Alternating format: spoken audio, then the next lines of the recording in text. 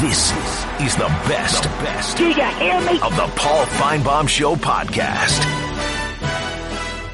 And we welcome you to another week. We are well on our way in the month of April. Hope everybody had a great weekend. Good afternoon. The Masters is finally over. No more green jackets in the other room, but we'll pick up where we left off or whatever it was. I think too many mint juleps at the Masters yesterday. Did you have one? Yeah, I had one. Maybe two or three or four. Anyway, welcome to the weekend. No, is it the week? It's the week. I'm sobered up. Anyway, all kidding aside, welcome to Monday. Hope all is well. And we start, before we get to your phone calls and a number of guests, with this headline: Shreveport Times. Life is good. Very good for SEC Commissioner Greg Sankey. He once was an athletic director in Louisiana, and look at him now. And look at who's got a job. Steve Spurrier hinted, well, he pretty much flat out said on Thursday when he was on this program, he would be joining the Alliance of American Football. And then Saturday morning, I was flipping around the dial, and I happened upon the CBS Morning News. What we wanted to do is show that we could put the best people on the field, both on both sides of the line, I guess I should say. So a 7-time SEC champion, a Heisman Trophy winner, and a national champion head coach. There he is. Head ball coach. Head ball coach. Steve Spurrier will be the first head coach of the league. I've never seen it without a visor. I'm shocked. There we go. He's not a visor. All right. Hi, Steve. Welcome. Congratulations, Steve. Congratulations. Hey, thank you. Thank you. Good to be here. What was it that drew you to coming back into football? Because you left the game, and I'm guessing enjoying retirement a little bit. I got a call from J.K. McKay, and he started explaining the Alliance and the new rules. I really like 2.5-hour games, 30 seconds in between plays and so forth. Mm-hmm. And the fans want to see that. Yeah. And really, in life we all need a challenge. And I'm fortunate. My university's got me as a consultant ambassador at Florida. And I really appreciate that. But this is a chance to get a bunch of guys to coach, compete, and try to win the championship. Heck, there's going to be a winner in April, and whoever does is going to do some celebrating. Will he be celebrating with Tim Tebow? Can you imagine Tebow leaving where he is right now, playing minor league baseball, to play minor league football? Spurrier invited Tebow. The two have never been, well, they're cordial, let me put it that way. But don't forget, Tebow played for Urban Meyer at Florida and not Steve Spurrier. So will Tebow come out of football retirement to play for Spurrier? I wouldn't bet on it. Nick Saban, no time frame for him to join the American Alliance. Actually, no time frame for him to come up with a quarterback decision. He probably doesn't need that job. He's doing okay where he is. Meanwhile, Gus Malzahn, his spring game is over. It rained. It poured. Players did, and the quarterbacks, weren't all that great. But don't forget, Jarrett Stidham was not playing in the actual scrimmage. He played in the 7-on-7.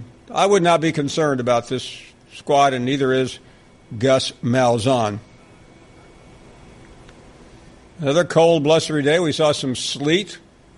Typical early April weather for Northwest Arkansas. Chad Morris, the new coach, he's feeling pretty good. Why not? Jeremy Pruitt is demanding better leadership. This guy is always demanding something. It means he used to coach for Nick Saban. Yeah. Anyway, we are all ready to roll here. Glad you're on tap with us. Big show. Rolled the big show. David Bazzel, former Arkansas captain, now he's a TV host. He will join us. Marcus Spears will be with us later on from Knoxville. And Stewart Mandel, we know him as Mandel. Changed his name trying to sound like he's a composer. He will join us later on. He's with The Athletic. Anyway, as I said, we will get to your phone calls at 855-242-7285. People always stop me on the street. Actually, they don't. They email me and go, or text me or tweet me and go, how can I get on the show? You know how? Call Paul. 855-242-7285. We begin with Stephen is in South Carolina. Hello, Stephen. I've told you before, where Steve Spurrier was when I was born in Newport, Tennessee. He was 2 blocks down the street in the 5th grade, so that would tell you about how old I am. Yeah. Jeremy Pruitt, his high school, Plainview High School, I understand, won the 3A basketball championship in the state of Alabama. So what are the implications of that? Are there for Charles Barkley from Alabama and his CNN interview and his $500,000 that he's going to put into a new high school history curriculum? Have you talked about that at all? Well, we haven't. I think that's really magnanimous on Charles's part to give back. He's a very benevolent human being. I don't know what the high school part of that matters, but I'm really impressed by what Charles is doing. Hey, thank you for the call. We do appreciate it. You can join us now at 855-242-7285. And Clarence is in the ATL, and you are on the air. Hey, what's up, Paul? Hi there. Yeah, Paul, I also want to comment on this NCAA. To me, I think that's a corrupt system. It just seems like it's not consistency throughout the whole landscape. Like, they want to pick winners and losers. Like, yeah, they want to ban an Ole Miss, put sanctions on them. Then you have another school who you can't identify a class, but you don't take their national title away. Then you want to be hard on Louisville. It's like, okay, if you're in a top 5 premier program, it doesn't matter what you do. We'll just look past it. But if you're a smaller school, we want to show you the NCAA is really tough when it comes to punishments and stuff like that. And then you force football players to have to play to me for 3 years, where in every one other sport you can leave after 1.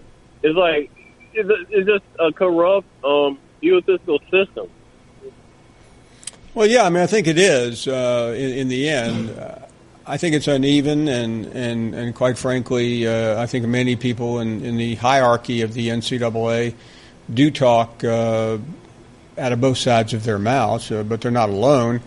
Right. Ultimately, what's the solution? And I think part of this concerns the NBA.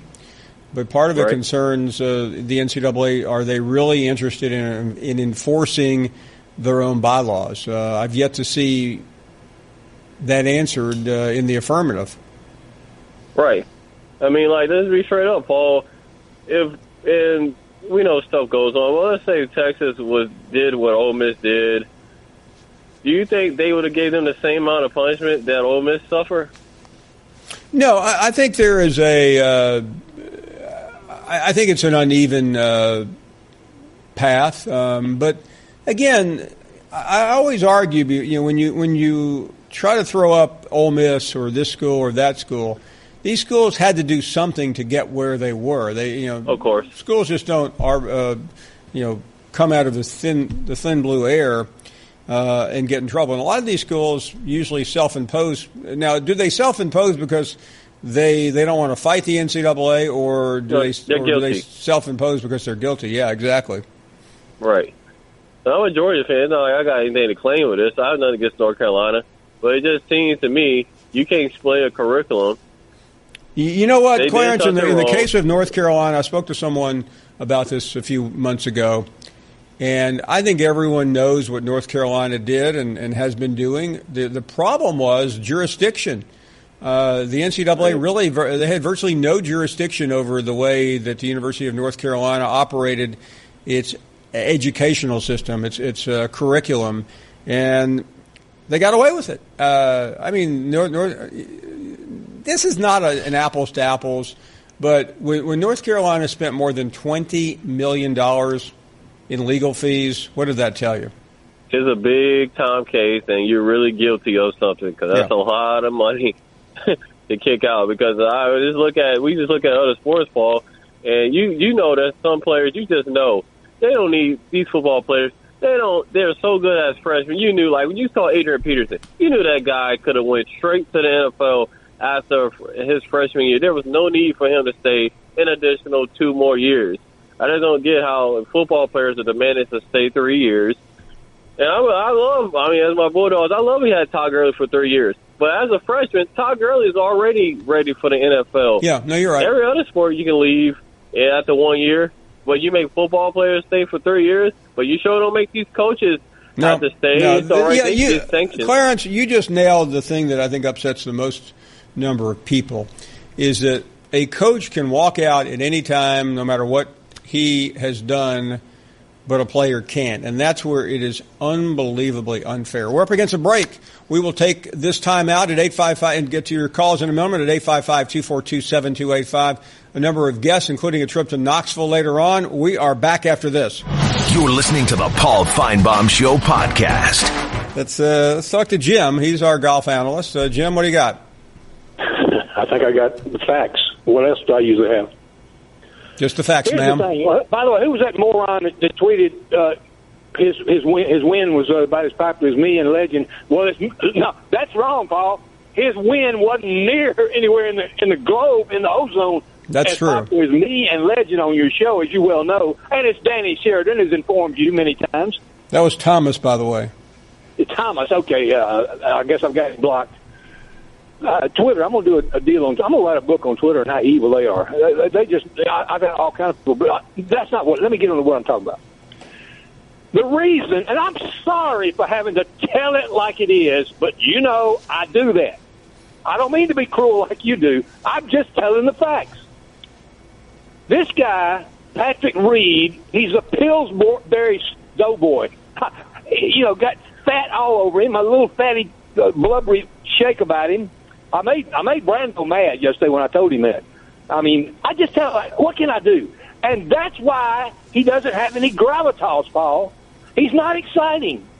I didn't want him to win. I just not exciting. He can play, but he plays like Millie would probably play. I mean, he's dull. I'm sorry. Jim, I would beg to disagree with you. I thought he played one of the most remarkable rounds of golf I've ever seen under the pressure. I just said he can play. And what's wrong with being a little chubby? Jack Nicklaus was always chubby. Oh, you were chubby. I forgot. You were. I was chubby. Kid. I mean, I was chubby a big part of my life, Jim, and I'll stand up for chubby people. I'm here for you, chubby people. Growing up, you look just like Patrick. I saw you. I did, Jim. If you had seen me at 28, you would have thought I was Patrick Reed. No, I'm telling you now. See why you're so defensive.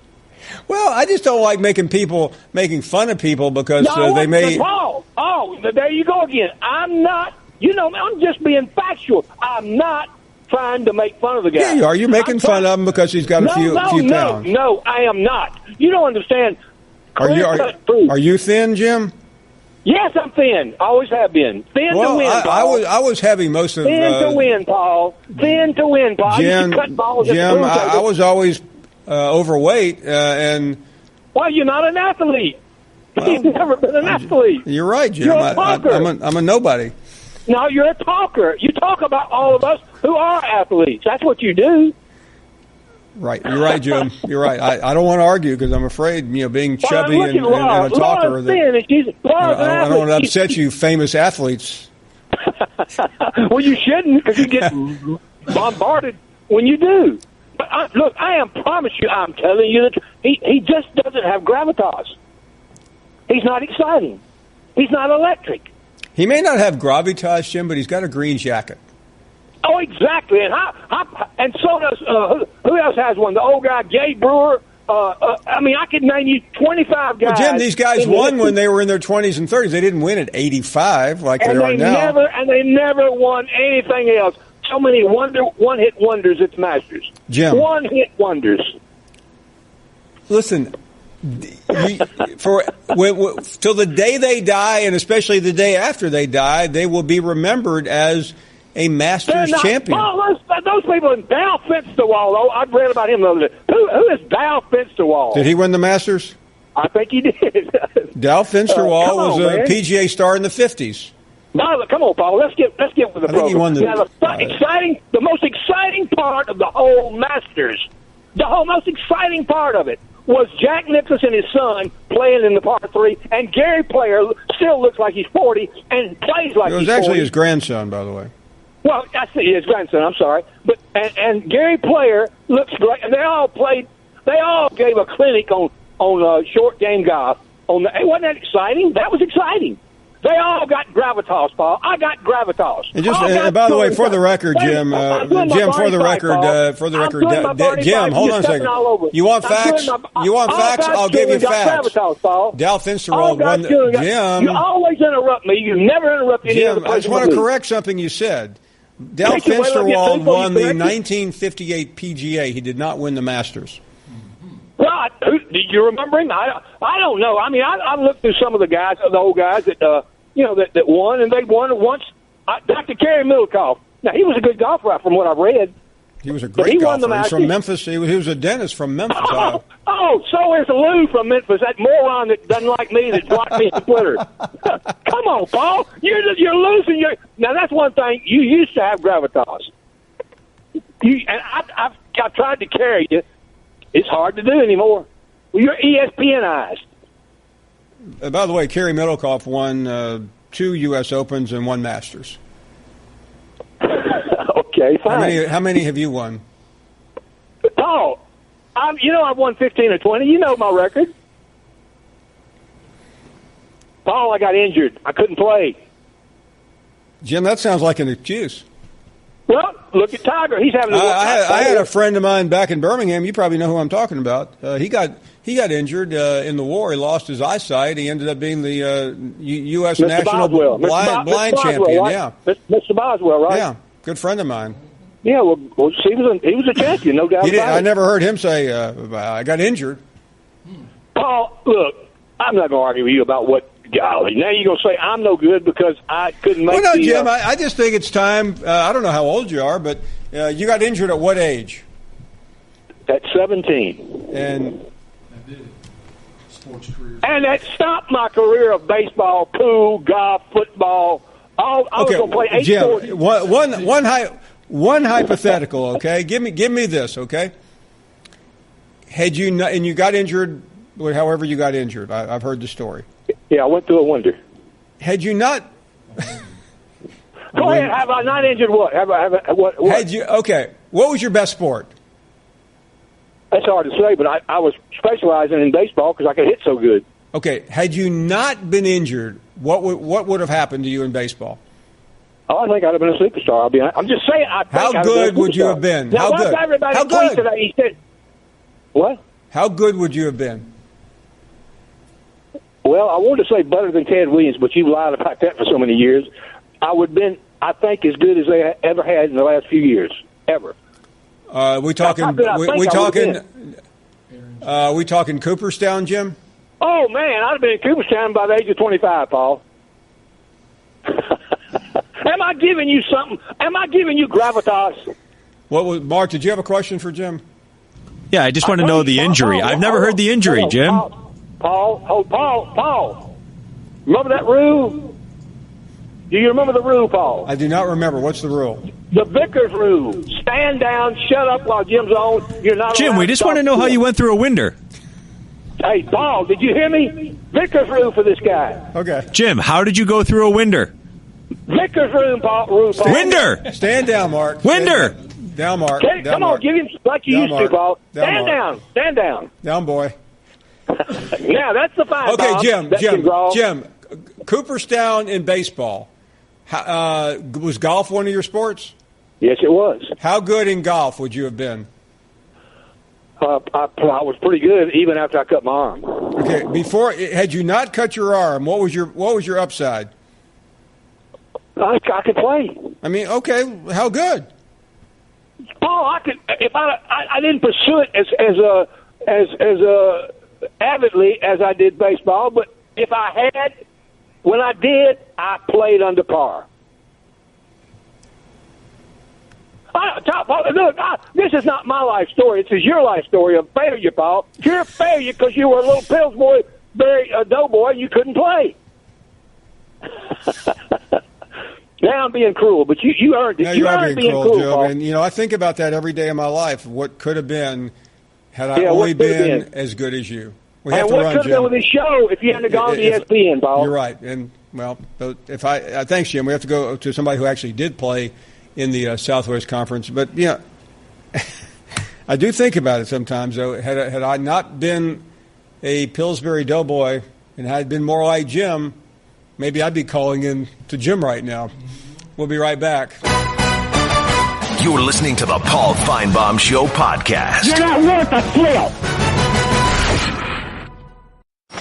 Ryan, I don't know how else to say this, so I'll just say it. What is it, Linda? I think we should see other people. Are you breaking up with me? On a roller coaster? Well, we do have a lot of fun. Maybe we should stay together. An emotional roller coaster? Surprising. What's not surprising? How much you could save by switching to Geico. I just need a little me time. Geico. 15 minutes could save you 15% or more. Welcome back to the program. Our next guest was a contender. David Bazzel played something or other. What did he play? What position? I don't know what he was. QB. What position did you play, Bazzel? Linebacker. He could have been the next Leroy Jordan. Instead, he's stuck in Arkansas doing TV. Welcome to the show. Thanks, Paul. It's so good to have you back. It's been too long. So a lot of people are wondering about the Chad Morris era in Fayetteville. We've seen the spring game. I realize it may not have been the greatest indicator on a cold, rainy, snowy, sleety day, but what did you read out of it? Yeah, Paul, full disclosure, as a former player, I hated spring practice, never liked going through it. But as a matter of fact, my first 3 years under Lou Holtz, I missed every spring practice because of injury and ended up getting the last two under Ken Hatfield. And most of the time as a player, you just want to get through it, get to the end, unless you're, battling for position. And I think you see a lot of SEC schools with, the quarterback question. And so I think, that's the big thing everybody wanted to talk about. Would you see some separation? We've had, 5 years of Allen brothers as quarterback. Of course, last year, Austin Allen got injured and Cole Kelly came in and played some. But, that was sort of the story. And, it's sort of like you said, I don't know if you can take a whole lot out of a spring game. It was miserable conditions. You saw some of the players do well, some average, some a little bit better. I think the big picture, Paul, is that Arkansas is still, the only way Chad Morris is going to, bring this program out of where it's at is he's got to do that through recruiting. And, if you just, from the eye test, they just don't have enough horses. They've got some decent players, that don't get me wrong, but they just got to get more players in there for sure. David, this is all a reflection on the past and not on Chad Morris, but in terms of actual talent, when was the last time you remember this program having as little talent in the hopper as Arkansas does right now? I cannot remember, Paul. I've been in the state for almost 40 years since I came from Florida, and I can't recall. Even the Danny Ford years where you were not winning, you had talent there. I've always said, you better have 5 to 10 guys that have the opportunity to play on Sunday. They're going to get drafted. They're going to have legit chances, free agents to play. You can't be, not everybody can be like Alabama or Georgia and have, 15 guys or, that are going to be playing on Sunday. But you better make sure you've got 5 to 10. And, the year 3 for Brett Bielema, you saw a little bit of that. You had Trey Flowers and Darius Philon and a few other guys that, are playing in the league now. But, the last couple of years it's dropped off. And I can't remember seeing, even Chad Morris has come in and said the overall team speed is lacking. Physical up front on both sides of the ball. I don't know if we've just, Arkansas has just missed on players or what the deal is, but from an overall total number of just NFL-type players, this is probably the lowest I can recall ever seeing it. David, you watch this program pretty closely, and I know it's always easy now to say, well, Brett Bielema did this wrong or that wrong, but as it was unfolding, what were you seeing? And I know sometimes you don't want to just spit it out in cold blood, but what were your thoughts, and where did it go wrong? Yeah, that's been talked about quite a bit, Paul. If you think about it, the last 5 years under Brett Bielema, you averaged 2 SEC wins, but that third year you hit that 8-win mark, and you think maybe he's turned the corner, and then you lose some pretty good assistants. You lose, you've already lost Chaney. You lose Sam Pittman as well. And so he had a pretty good turnover of assistant coaches. And in this league, in the SEC, there's a lot of great coaches, assistant coaches, and you better make sure you have some of them. So I think that caught him a little bit. And then the thing that really had been his calling card, Paul, is the offensive line. the first 3 years, if you remember Brett Bielema, they had the fewest number of sacks allowed in the SEC. That was under Sam Pittman. The last 2 years, they gave up the most, 70 sacks in the last 2 years. And so, what you saw on the line, you just really saw a void of those outstanding offensive linemen that, you sort of saw early on in that first couple of classes that Brett Bielema signed, and it caught up with the Hawks pretty quick as Austin Allen ran for his life there those last 2 years. So now that Morris is in, and by the way, we're seeing an offense we haven't seen anything that resembles this in a long time. Certainly Petrino had things going, but how long does this offense take to really start clicking, and what does he need to make it significantly competitive? Well, obviously, you got to run the ball in the SEC, which he knows. But to me, it's predicated on a quarterback that can, you got to have a great quarterback in his system. A guy that can make a lot of reads and that understands the offense. They don't have enough speed on the outside to be threat deep. We saw that in the spring game, so he mentioned that. You got to have more speed in the passing game. And my big concern, Paul, I still go back to the offensive line. I'm still a little concerned. You got a lot of returning starters from last year, but that could be a good or a bad thing.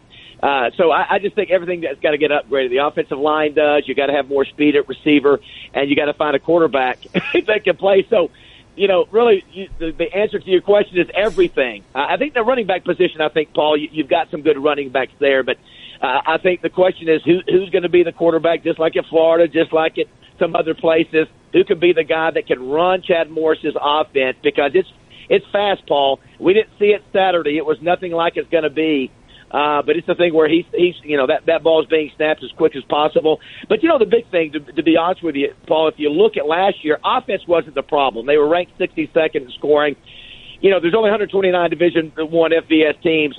The Razorback defense, I think, was ranked 112 out of 129 in scoring defense, giving up points. They gave up 36 points. So John Chavis, to me, has really got the biggest job here, Paul. And I think Saturday, probably the defense looked better than any probably team unit there, and the defensive backs looked probably the best of anybody. Let me follow up on Chavis because he's been around. We know his roadmap the last 10 or 15 years, and some were surprised when they learned that he had been hired there. We've seen some good indicators, but what are your impressions of Chavis so far? Well, certainly there's been some, criticism of, he didn't achieve a lot at A&M his last few years with the talent that he had, and that's, that can be a fair assessment. But, one of the things that Arkansas has got to do, Paul, I don't care if you get run over or outrun. Just be in the right place when you get outrun or get, run over. That's one thing that John Chavis can do. He can coach the X's and O's. He brings some of his other assistants that Arkansas are familiar with. Steve Caldwell, longtime assistant with him at Tennessee. I do think it's interesting, Paul. Arkansas, I believe, has the youngest offensive coordinator and the oldest defensive coordinator in the SEC. Joe Craddock, 32. John Chavis, 61 years old. So I think he brings the mentality. I think he wants to prove some people wrong, Paul. I think he's heard the criticism and that maybe he's over the hill and, his time's up. And listen, this defense is really what's needed the biggest help the last couple of years because, as you saw, Arkansas could not stop anybody the last couple of years. David, we've occasionally peeked in on the schedule, and there aren't the schedule doesn't have that non-conference game that is as frightening as we have seen in recent years, but there's still some prickly games, I guess you could say. I know that these are questions that people hate. We're talking about Eastern Illinois at Colorado State, North Texas, and Tulsa. But when you consider that Alabama is on the schedule, a road game at Auburn, a road game at Mississippi State, the usual suspects, although it's a little bit easier on the other side considering that Missouri and Vanderbilt are the crossovers, what's realistic for this year?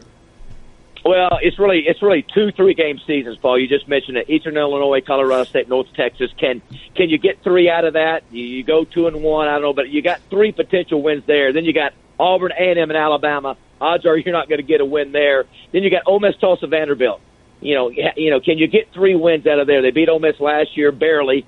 Tulsa and Vanderbilt are teams that could be beaten. Then you got LSU, Mississippi State, Missouri. So, I think the reality, you're in that 5 to 6 range this first year, and I think Razorback fans are going to be patient. They know they got a ways to go, and again, I think recruiting developing your talent's going to be the key. I just don't think the Razorback fans are going to be too hard and heavy on Chad Morris if he only wins 5 or 6 games. Listen, you know how it is. Some people are picking 7, 8 wins already, but you look at that schedule, and I think if you get to 6 wins, I think it'd be a major success this year, to be honest with you. Always a major success when you have David Bazzel as a guest on the Finebaum Show. David, always a pleasure. We will see you soon. Thank you so much. Thanks, Paul. Thank you, buddy. Appreciate it. One of the best ever. David Bazzel joining us right here. More guests to come. More of your phone calls to come. 855-242-7285, and we are right back. You're listening to the Paul Finebaum Show podcast. Let's check out Daryl, who is up next. What do you say, Daryl? Well, I don't know about you, but I was pulling for Patrick Reed. Were you? I was. As a matter of fact, he was my guy yesterday. I was pretty happy to see him win. I thought he did an outstanding job. You know what? I think it's absolutely ridiculous to how everybody has just somewhat turned on him. It's just totally garbage, Paul. Big time. Okay. Well, listen, the guy's had serious family issues. He's had issues in his life. Who hasn't? Well, there's two sides to every story, Paul. Well, and then the other side doesn't even affect me. I mean, I thought what he did yesterday was one of the gutsiest performances I've ever seen on a final round. You take a big lead into the final round of the Masters, and you're being chased down by Rory McIlroy and Jordan Spieth and Ricky Fowler, and you hold up and you make putts, which he did. That's extraordinary. Well, Rory McIlroy don't need to say anything now. I mean, Reed whooped him in the Ryder Cup, and now whooped him again after McIlroy said he would choke. Along with Nick Faldo. I mean, I thought that was great, too. Reed just spanked both of them. But you know what? All the garbage, and I'm a Georgia fan, the way Georgia people are treating him, let me just say it like this, okay? Hey, what's behind all that? I mean, I was not aware of it. I mean, I knew he got kicked out of there, but what's the bad blood?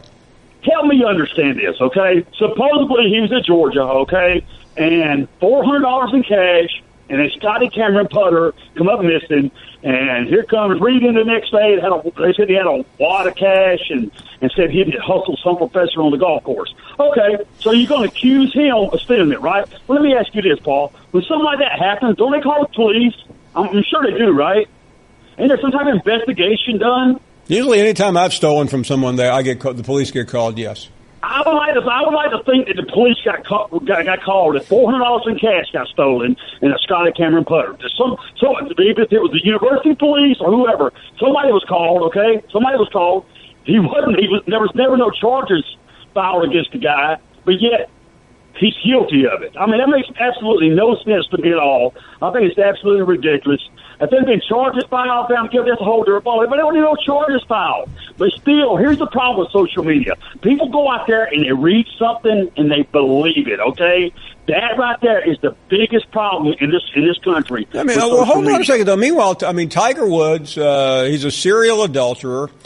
He does this, he does that, and he was treated like the returning conqueror yesterday, and that's fine. I was pulling for Tiger too, but I agree with you. I don't know what he did, and I really don't care anymore because it's water under the bridge. It's garbage. It's garbage, Paul. Okay, I tell you what he did. He went out there yesterday, okay, and he won the Masters, okay. And Jim can say whatever he wants to. That was a pretty epic Masters. I thought George Spieth's run was absolutely epic, but that kid deserved to win that Masters. As far as Tiger Woods goes, Tiger Woods reminds me of Michael Jordan, okay? Not the Michael Jordan that played for the 6-time world champion Chicago Bulls, but the Michael Jordan that played for the Washington Wizards. Yeah, absolutely. I mean, he's good for about 20 or 30. Michael Jordan, I remember that because Michael Jordan is hard-headed and arrogant and a know-it-all and treats people like crap, and he came back and he was one of the top 20 players in the NBA. Big deal. That's from the greatest player of all time. I thought it's amazing to me how Michael Jordan can come back and really fail at the comeback, and then he can become an owner and be the worst owner in NBA history. But nobody cares. Nobody treats Michael Jordan objectively. The only person who's ever called Michael Jordan out is Charles Barkley, and Michael Jordan, who was once Charles Barkley's best friend, will not speak to him now. Well, when Jordan played for the Wizards, he was good every night. I mean, not every night, but he was on a given night, he was good for 20 or 30 a game. Yeah, but you know what? It wasn't Michael Jordan of the Chicago Bulls, though. He sure wasn't. And Tiger Woods is the same way. I do not see Tiger Woods ever. I just don't see it, Paul. I don't see it with him or Mixon. Well, yeah, I mean, he can't. The problem is the media enabling of Tiger Woods that you heard John Feinstein talk about the other day, and that's what irritates some people. That in an effort to try to make the sport more important. Listen, it's an important sport, but people misunderstand golf. Golf. 13 million people watched the final round of the Masters yesterday. That's a good SEC football game on it. That's the Auburn-Georgia game. And those of us in the media talk like it's the most important thing in the world. Most people don't care about golf. They really don't. Tiger Woods in golf matters a little bit more than the next person, but this is coming from someone who loves the game. I don't play much anymore, but it's not that important in the overall scheme or the ecosystem of sports. Ed is in Connecticut. Hey, Paul, how you doing? Ed, how are you, my man? I'm hanging in there. Usual crap. Oh, that's good. Very positive to hear. Yeah, well, what the hell? I'm still going for tests. They still think I have Lyme disease. And I can't kick it. Were they treating you for it, Ed? Well, what they're going to do next? I had a Spinal Tap Friday. This is Spinal Tap? Just a Spinal Tap. Looking for some Lyme. And blood tests and the rest of the stuff. Right now they're not treating me for Lyme because they've already treated me twice. And they're afraid that my body's going to start rejecting the antibiotics. If they keep treating me for the same thing and it's not working. What they're going to do next is probably my wife's going to have to take me every day to the hospital for shots. And instead of pills, the antibiotics are going to be what's it called? Excuse me, shots. And that'll go on for a month. She's going to take me every day to the hospital for intravenous shot instead of me taking pills anymore. Ed, you get well. We'll talk to you soon. You're listening to the Paul Finebaum Show podcast. Put a little cherry on the top. It was BYOG, bring your own guts. This is the best. Do you hear me? Of the Paul Finebaum Show podcast. Welcome back to our program. Glad all is here, and we'll continue taking your phone calls again tomorrow. You know what's going on tomorrow in Washington? Nick Saban going to the White House. Taking his team with him, of course. That's what happens when you win the national championship. And we'll continue with more of your phone calls at 855-242-7285. Jeff is in Chicago. You're on the air. Hello, Jeff. Hello, Paul. Hey, wow, that interview with the guy from Arkansas earlier. Guess if you're an Arkansas fan, you're not exactly doubling down on your season tickets after that interview, are you? You're hoping for a good season. You're hoping for something, that's for sure. You're hoping you don't see Brett Bielema anytime in the near future. Well, it's hard not to see him. I mean, he's as big as a blimp. But, man, what was that psychopath Darryl with all that fake outrage? Is he Patrick Reed's wife's family? Like, what? I mean, what's up with that? You know, it's a really sad story. I mean, his parents live a couple of miles away, and the Reed will have nothing to do with them. But again, that happens in families. No, look, there's crazy stuff that happens in families, but I mean, look, you have to admit though that look, as American golf fans, we're conditioned to root for the Americans over the Europeans or the Australians or whoever, right? Right. And when you hear Rory McIlroy come to the first tee and get a bigger ovation than a guy whose family lives in the town who brought 2 national championships to his That's small pretty weird. university. I have to agree with you. I mean, you got to wonder what's up. And I mean, I'll be the first to admit that look, if you would have given me Patrick Reed versus the field at the start of the tournament yesterday, I would have taken the field, man. And one of the reasons is, like, you know, he's not as in good a shape as these other guys. And the average person who doesn't play golf doesn't realize, you know, the toll that playing golf can take on your body, plus, you know, walking a course like Augusta. But look, he was so far ahead that, you know, even with Spieth and Fowler having unbelievable rounds and making a charge, they couldn't catch him. And he shot 71. He made clutch putts, and you can't deny that. I mean, this guy is, look, he's great, and the best part about him is that he thinks he's great, right?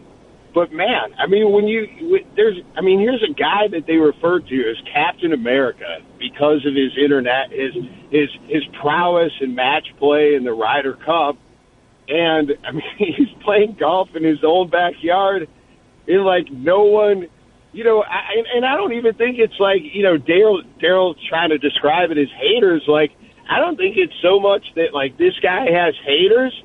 But, like, you can't really find people who really like this guy who've been around him or near him.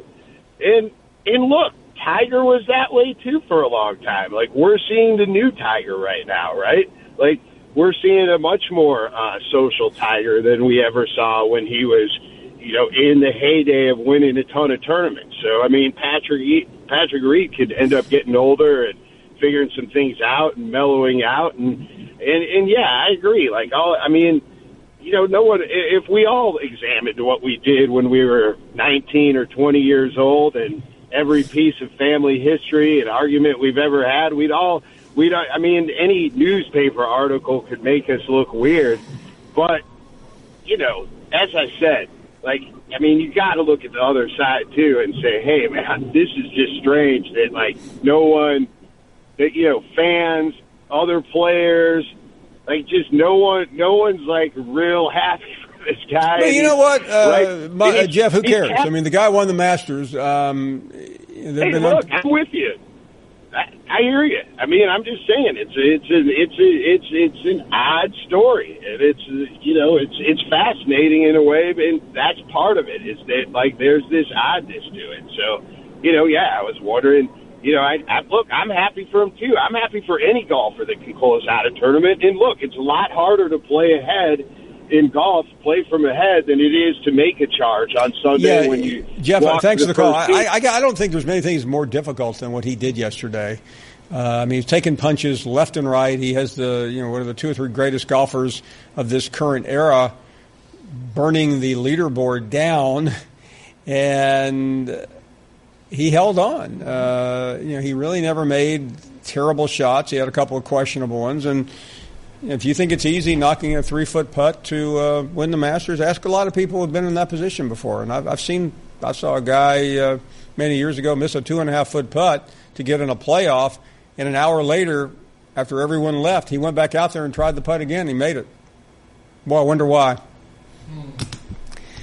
He still hasn't gotten over it, though. Let's grab some phone calls here. And I know this guy was watching the final round of the Masters from Homer from Minden, Louisiana. Right, Homer? Hey, Brother Paul. Did you watch the Masters? Man, I'm so upset with y'all. I almost said pissed off. Because y'all told me who won. I have recorded. Oh, you did not know that? No, sir. Oh, my. When were you planning on watching it? Today. Now, let me ask you this, Homer. It's 3:07 in Louisiana. The Masters ended 20 hours ago. And you had not heard until now who had won the Masters? I got drunk last night. I don't know why, but that sounds like getting drunk. That sounds to me like a Kenny Chesney song. Oh man, I could write more songs than you could sing, Brother Paul. What did you do last night? I mean, I know you got drunk, but where were you and what were you doing? Sitting in my little chair. I got on damn Facebook. You got on? Yeah. Drunk on Facebook's Don't tell don't tell Zuckerberg. Yeah, that son of a gun sent me a thing a couple weeks ago about, I don't know, they want to do something on Facebook. Mark Zuckerberg sent you a thing? No, Mark Kubiak. Oh, Mark Kubiak. Mark Kubiak, Mark Zuckerberg. What's the difference other than maybe $100 billion? Yeah, that's about it. You know, Mark lays around lounge. So hold on a second. So you're sitting at home getting drunk last night. The Masters ended about 6 o'clock where you are. What was so compelling and captivating on Facebook that you missed all this? Man, I got a friend in Philadelphia. She's a firefighter. Her name's Antonia Lee, and she's just cool as all hell. Okay. She's a deadhead. You know, I'm a Grateful Dead guy. Oh, she's a deadhead. Yeah. Does that mean she follows the dead, or she's just a deadhead? She follows the dead, but the dead aren't anymore. You know. Yeah, for you young people out there, the dead's fairly dead now that Jerry Garcia is playing that big lounge in the sky. Oh, easy, brother Paul, easy. Now. Are you a Jerry G man? Oh, I love Jerry. He ain't that bad for a white boy. Okay, Homer, we've had enough of that. Let's go to Clay next in Mississippi. Clay, welcome to our show. Good afternoon. Hello, Mr. Finebaum. Thank you for taking my call. Thank you. And I'm hoping you're doing well today. We're doing great. Thank you. You continue to be hard to find. You're harder to find this time than the Ole Miss fight song. But anyway, I've got a question for you. Sure. About sports commentators, TV commentators, and there was a promo on this past weekend about, you had a little blurb about them, and I come from a court reporting background, and those commentators speak so fast that I cannot understand them. Now, exactly who are we talking about here? We're talking about Golics, and we're talking about Dickinson the Hood, just all of them. And the problem is that a court reporter gets qualified at 180 or 200 words a minute. At 300 words a minute, the human voice is garbled, so you cannot hear it. So you were right about them going on and being, I don't know if the word was pompous and know-it-alls, but I agree with you. I'll wait to hear you on the radio every day, and I listen to ESPN or radio, and like I said, the competition that talks so fast is just unnerving. But that's another. You know, I think some of it's. I'm a Southerner, of course, so we tend to talk a little slower than the guys up from Long Island.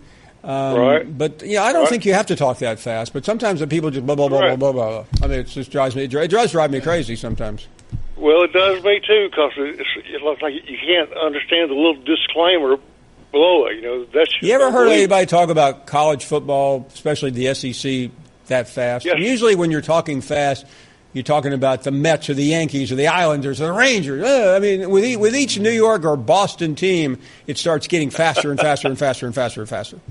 And one other thing, about people talking, you get calls from all over the country, about football and stuff. And I don't know if you remember, one time you had a call from a preacher man from Montana. Oh, yeah. And it was on subject, but I just don't remember. But the point is, you're so widespread, I don't know why you concentrate on the Alabama input. I mean, the Alabama accent, that type of thing, Auburn accent. Clay, accents, it helps when you're around them a lot, but there are certain dialects and certain words that are difficult. But I find Southern ease much easier than British. Yes, sir. I mean, they're speaking the same language. I don't know what they're talking about. And it's much easier to understand the occasion. Oh, yeah. Give me someone from Metairie any day over Manchester. You got that right, sir. You got that right. And you just cannot understand. I'll take Birmingham, Alabama over Birmingham, England. Well, I understand that. What does that mean? Where are you from? Birmingham? No, I'm from Biloxi, Mississippi. I mean, okay, you got a guy from Birmingham, Alabama. Where are you from? I'm from Birmingham. I'm from Birmingham, Alabama. Where are you from? Birmingham? Same word. Where are you from? I'm from Birmingham. Where are you from? Birmingham. But that's, it's kind of... Same city. One's in England, one's in Alabama. We'll be right back. You're listening to the Paul Finebaum Show podcast. Welcome back to our program where everyone's invited at all times. Brandon is up next. Good afternoon, Brandon. Hey, what's going on, Mr. Finebaum? How you doing? We are doing well, thank you.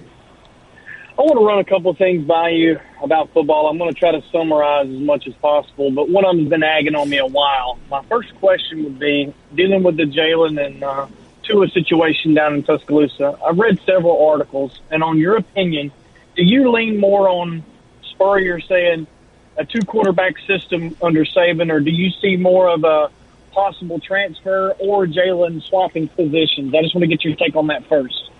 Yeah, I mean, I think that a two-quarterback system would work at Alabama. Right.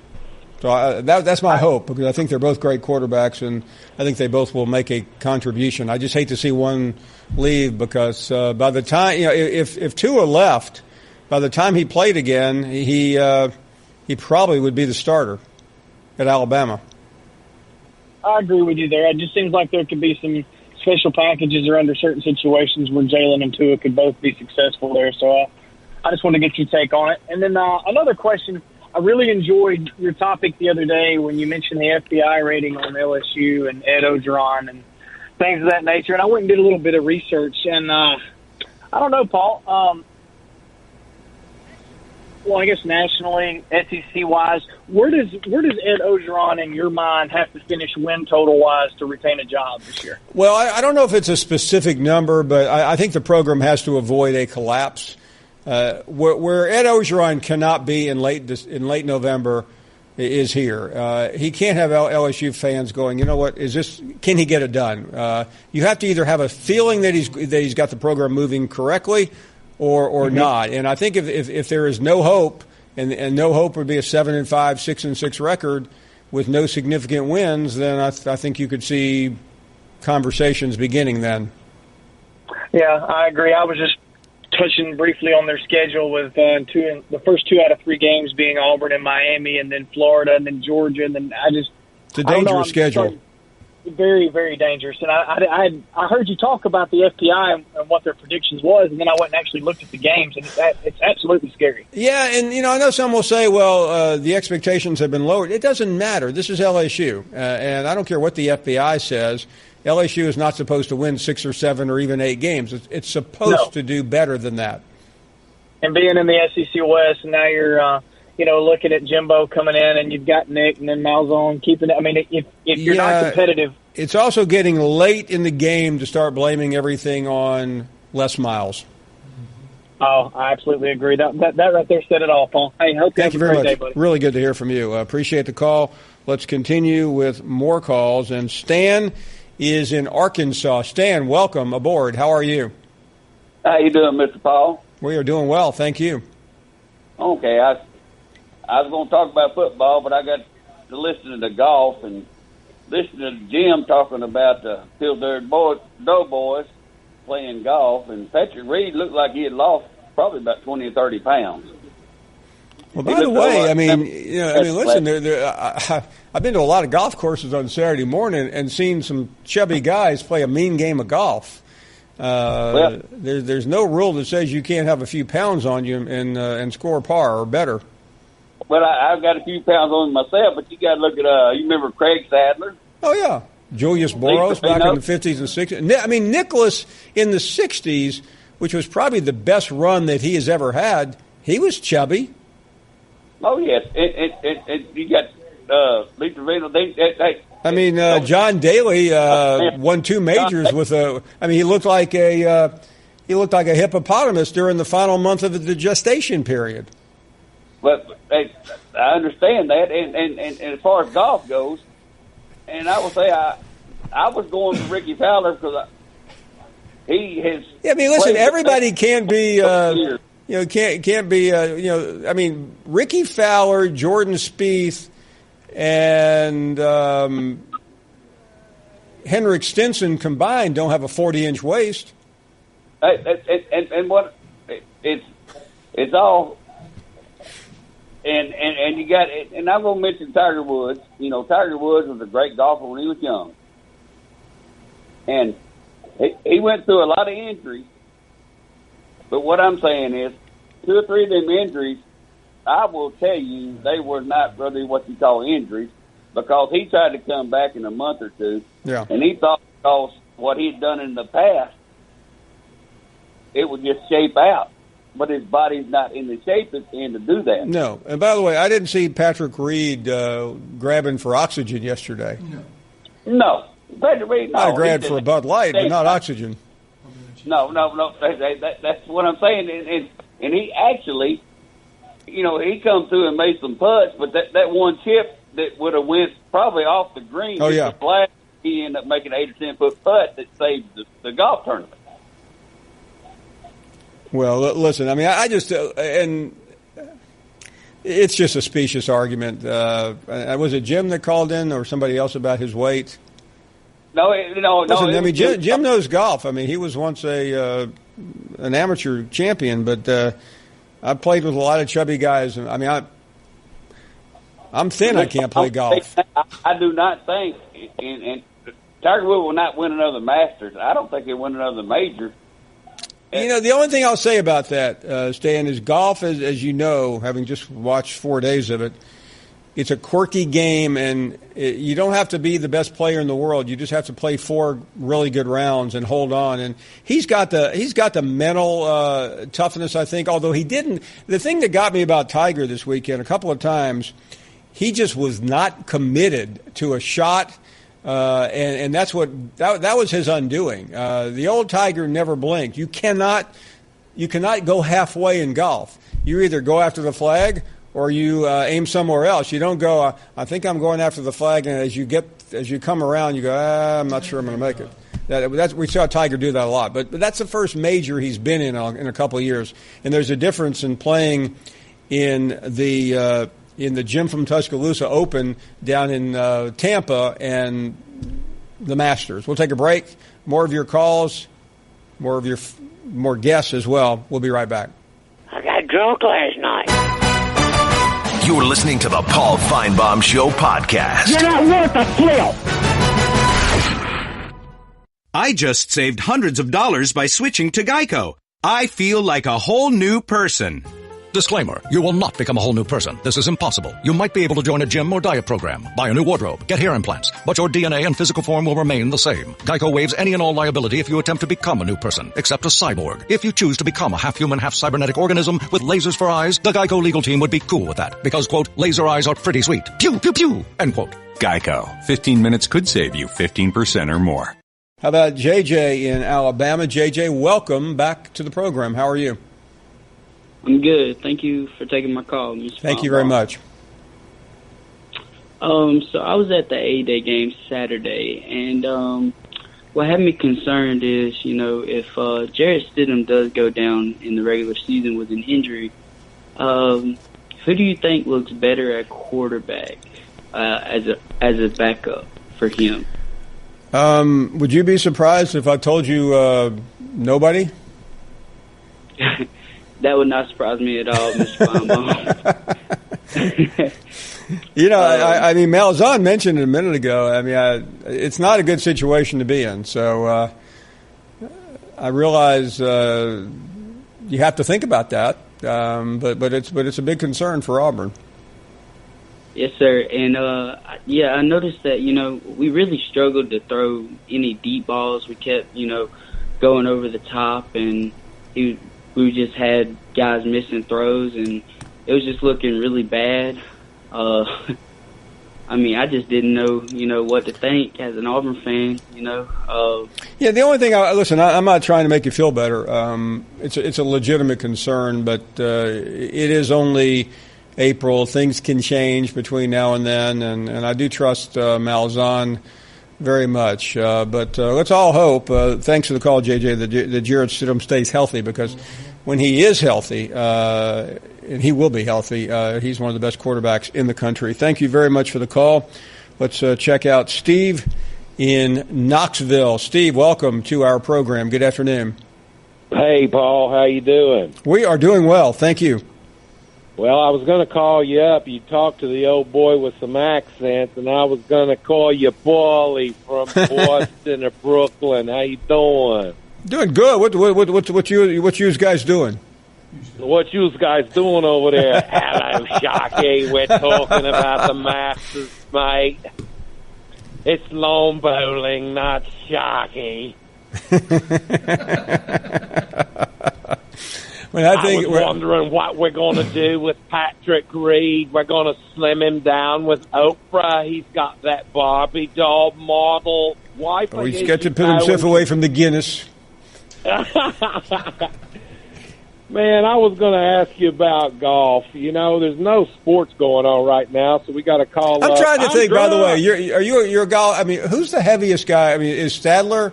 Craig Stadler has got to be the biggest guy to ever win the Masters, isn't he?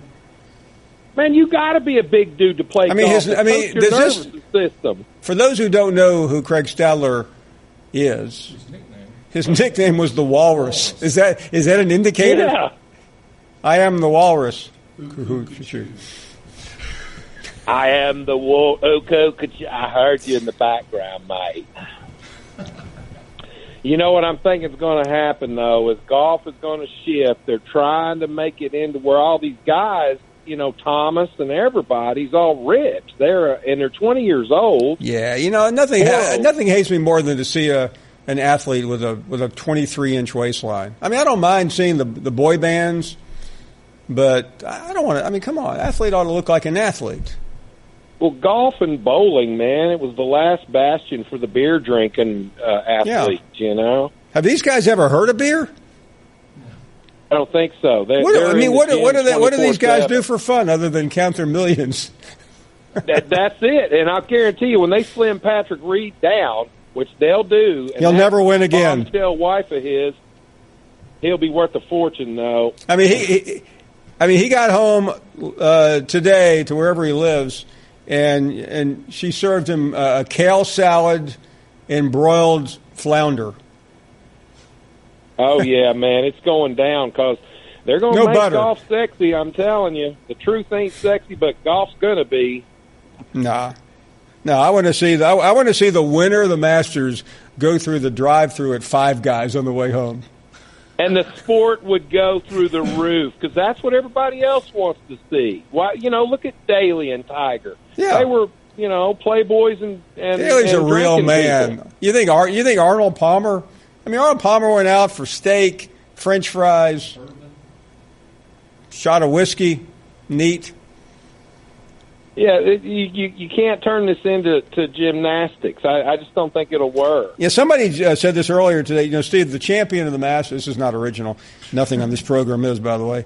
But Steve, the Masters champion always gets to pick the dinner. This guy told me, he said that Patrick Reed will have an all-you-can-eat buffet. At Shoney's. Hey, I saw a Shoney's in Knoxville a couple of months ago. I was up there. Are there still Shoney's all over? I mean, Shoney's used to be the best place in the world. Man, we still got them on every corner. They just keep having to reinvent themselves. The thing I liked about Shoney's, you could eat all 3 meals there every day.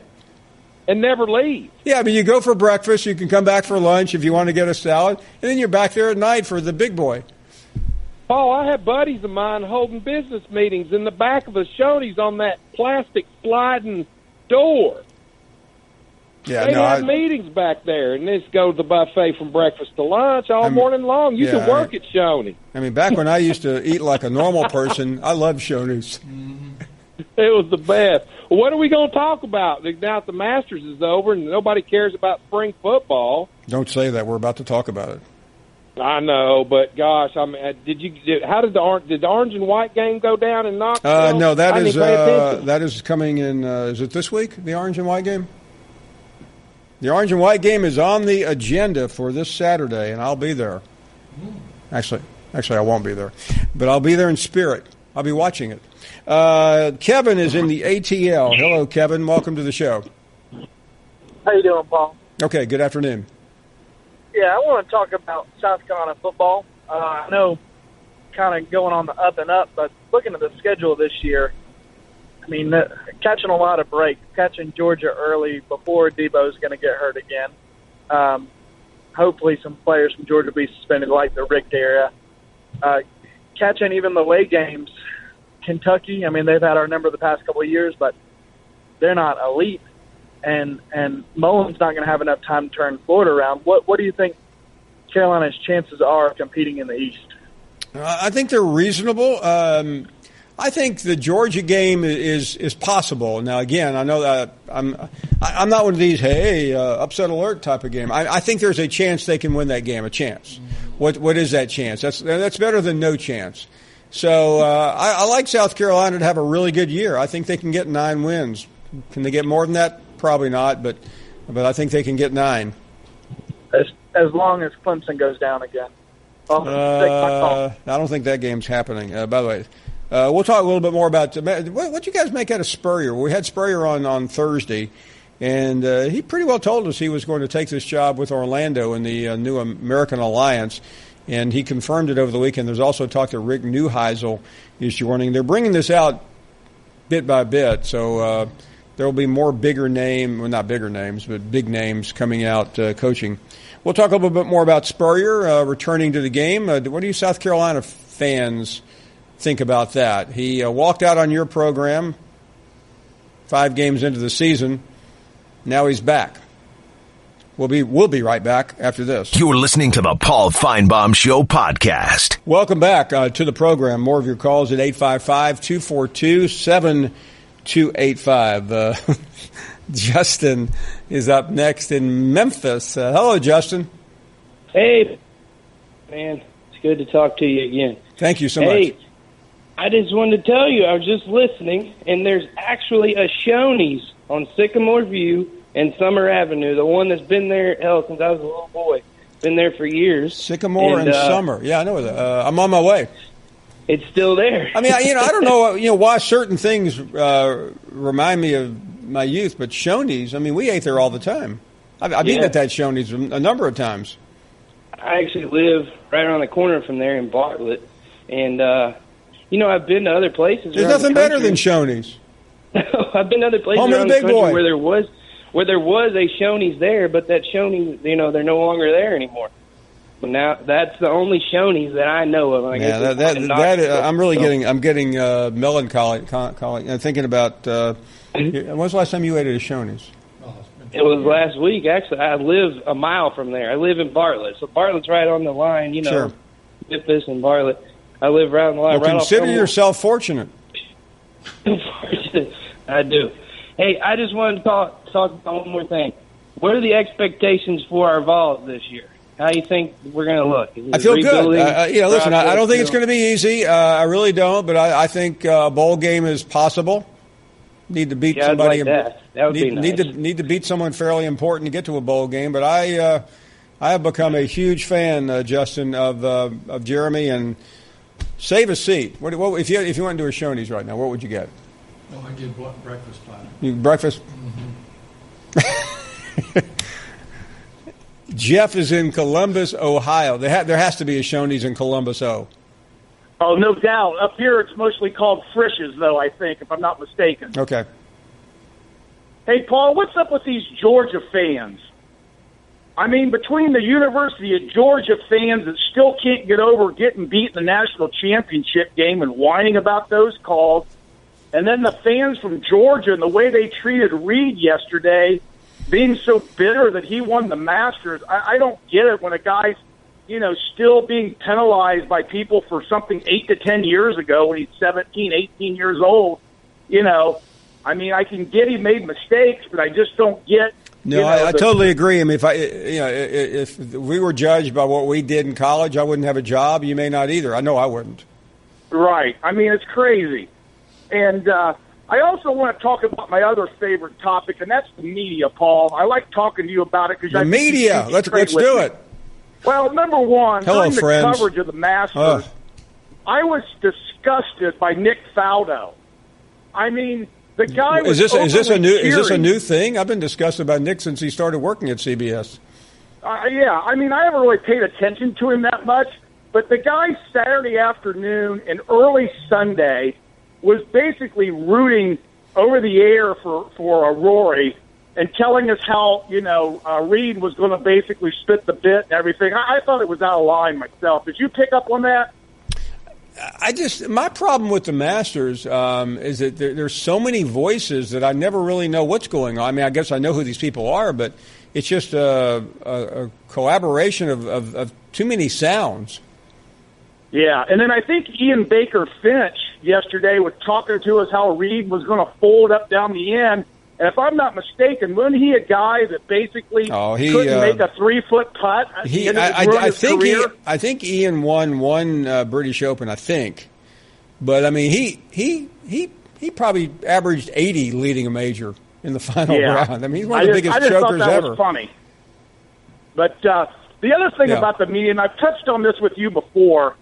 And I was disgusted at Fox the way they handled that Big Ten championship game, basically calling a play-in game, which they had no idea they knew. I thought that was one thing I hate is homers in the business, and watching that game, they were openly declaring that. And I mean, I don't know why, whether it's a conference network or whether it's a conference affiliation, whether it's CBS, whether it's the Golf Channel. I don't know why people just can't tell the truth. I get it. And what I want to know, though, Paul, because I even sensed after that happened that ESPN kind of was slanting a little bit of angle to kind of combat that. And do you think with the Fox line, being lined up with the Big Ten Network and ESPN with SEC and ACC? Yeah, but don't forget. Do you think this is something we're going to have to deal with? But hold on a second. ESPN does a lot of Big Ten games as well. Well, I understand that. I get it, but I'm not. Listen, I was at ESPN the next morning, the morning of the playoffs announcement. So I kind of sensed it there. It was interesting. I ran into Herb Street, and he started. I think he went to bed that night thinking Ohio State should be in, and he switched. He turned around. I don't know. He just felt like in the end that Ohio State didn't look good enough in that game, but I just don't know why broadcasters. I'm not asking them to be, bitter and cynical and overly or hypercritical. But why do they have to sugarcoat everything? Yeah, I don't get it sometimes. But what I want to ask you is, do you think this is going to be an issue or a concern down the line? Yeah. With the playoffs having so much money. Oh yeah. Everybody takes their sides.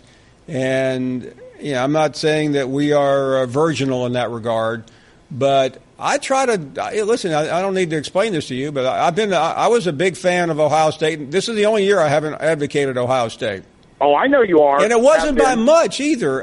If Ohio State had blown, who are they playing? Wisconsin. If they had blown Wisconsin out by 30 points, I would have had a hard time making an argument the next morning for Alabama. I really would have. Yeah, I think that's true, but it just concerns me that this is going to get worse before it gets better with the. But you know what, Jeff? Do you know what's happened to sports broadcasting? We are now mirroring what you see up and down the dial in political discourse, whether it's Fox or CNN or MSNBC. Now, whether it's real or imagined, people think they're watching a certain thing, and the Big Ten championship game played right into that narrative because you don't have to say something that's not true. And they did. They told a blatant lie at the beginning of that game. They said, I can't remember who was doing the game because I don't watch Fox very much, Fox Sports, I should say. And they said this is a play-in game for the national championship. It was not. Right, I agree, and obviously being a Big Ten and Ohio State fan, I was amazed they went that direction. But I think part of the problem. Jeff, out of time. A couple hours to go. You're listening to the Paul Finebaum Show podcast. Put a little cherry on the top. It was Big YOG, bring your own guts. This is the best Do you hear me? of the Paul Finebaum Show podcast. And we welcome you back to the show that never ends. It is Monday, and we'll talk to Marcus Spears coming up here in a few minutes. Stewart Mandel as well. Steve Spurrier got a job over the weekend. We'll haven't really talked about that too much. How are South Carolina and Florida fans handling that? Is it a big deal that the head ball coach coming back into the game after a 2-year hiatus? More of your phone calls at 855-242-7285. And is there a coach you'd like to see come back? Who is it? Butch Jones? You think he would work well in the Alliance of American Football? How about Hambone in Alabama? Hello, Hambone. Good evening, Mr. Finebaum. How you doing today, sir? We are doing well, thank you. Paul, Nick Saban is going to get to shake. He's the greatest coach in college football. Now he's going to get to shake the hand of the greatest president ever in the history of this country. I bet that would be pretty cool. Wow. That it, Hambone? Yeah, that's it, Paul. Okay. Roll Tide, baby. Roll Tide, roll Tide, roll Tide. Greatest coach, greatest president. And I'm sure the president will tell him that. You may be the greatest coach, but I'm the greatest president. Who knows? I'll be there. Won't you? Todd is in Kentucky. Go right ahead, Todd. Hello, Paul. Hi there. Well, I don't know if there'll be any differences between Saban and Trump. That's for another day. But I just wanted to get your opinion. A couple of minor ones, but that's all. Sure. Get your opinion over, under, 2.5. How many coaches will lose their job at the end of the season? And I'll hang up and listen. Yeah, I guess we're talking about the SEC. I don't think this is going to be a year of much turnover. Last year was one of the biggest turnover years. I think I might go under 2. That would be my prediction. I think it's going to be a very. We may not even have any. I think one possible, but most of the coaches in the SEC are pretty new. Now, turnover could mean other things. It could mean that a coach decides to either retire. So, who would be on the retired possible list? I don't see many. Not Saban.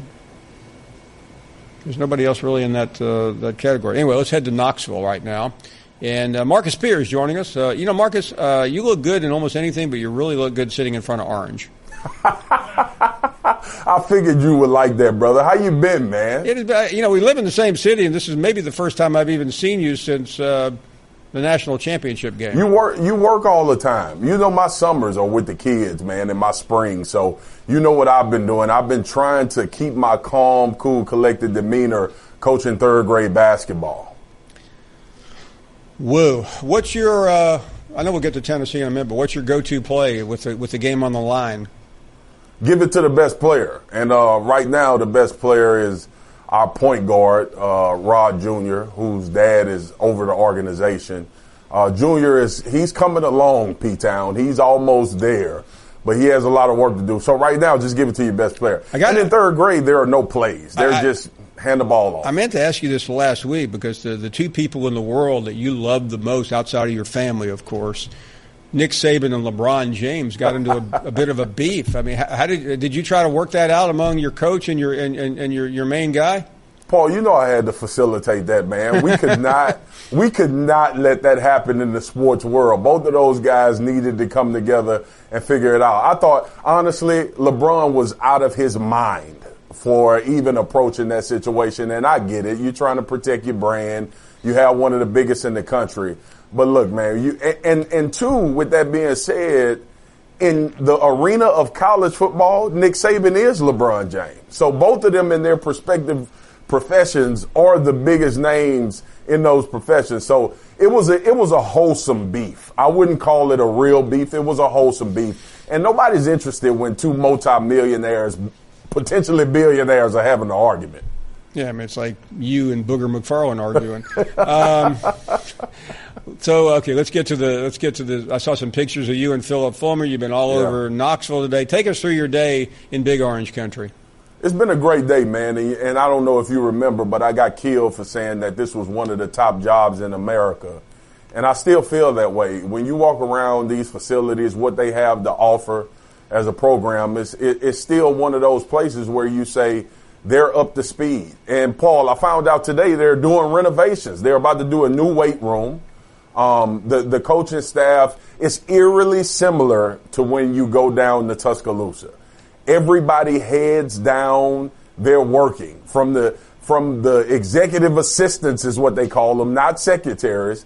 The executive assistants, all of the coaches, the hallways are very quiet and everybody is just working. So it's almost like that demeanor you expect from Jeremy Pruitt, it has already filtered through this building. And then obviously getting a chance to catch up with Coach Fulmer, I like to call him. I asked him, should I call him AD Fulmer or Coach Fulmer? He said Coach. That feels better to him.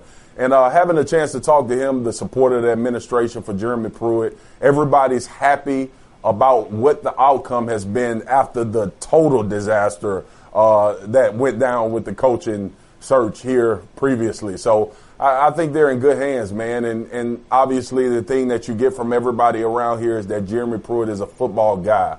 There's a buzz in the weight room. New strength and conditioning coach, Coach Fitzgerald, came over from the Houston Texans. I got a chance to talk to Marquez Callaway, one of the receivers on this team. Shy Tuttle is healthy, one of the big defensive linemen who I think can be outstanding if he can stay healthy a full season and really get to his potential. So it's the vibe is good, Paul, but you know that vibe changes quickly when it comes to September and the rest of the way. So we'll see how it goes. Yeah, and I want to ask you about that because, we talked to Coach a couple of times, and, he's just like straight shooter. He's not trying to joke. He's not trying to do anything but coach football.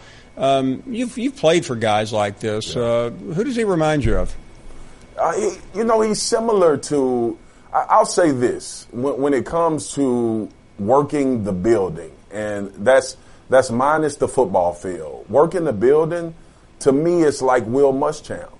Will was very business-oriented, always about football. And obviously, these guys have personalities. Pruitt has a personality as well.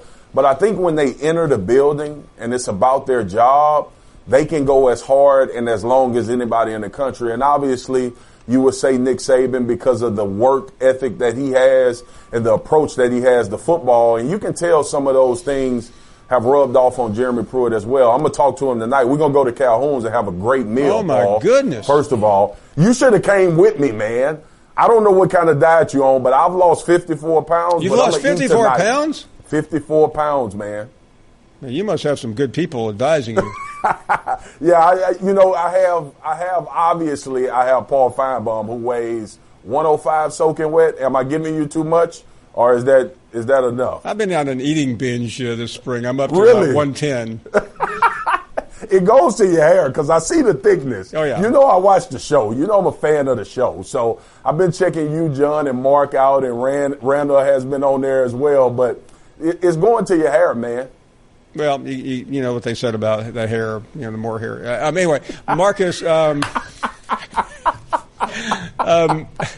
in terms of expectations, and I know this is a line that people hate, especially in a transition, but what is this team capable of? I think this can be a 7 or 8 win football team, Paul. Whoa. I really do. And I'm going to tell you why. It's because we've gotten so souped up on Georgia. Everybody's excited about Florida and Dan Mullen.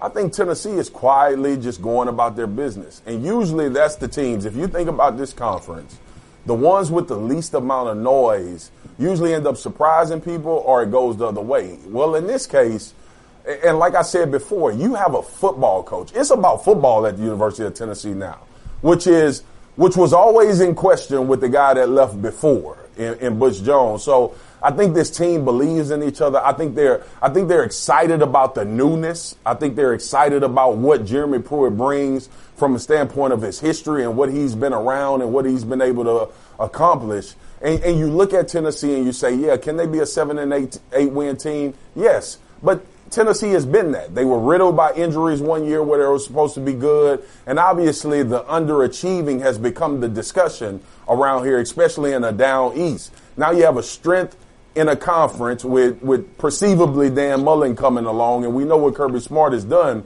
I think Jeremy Pruitt can get this team to perform up until their level.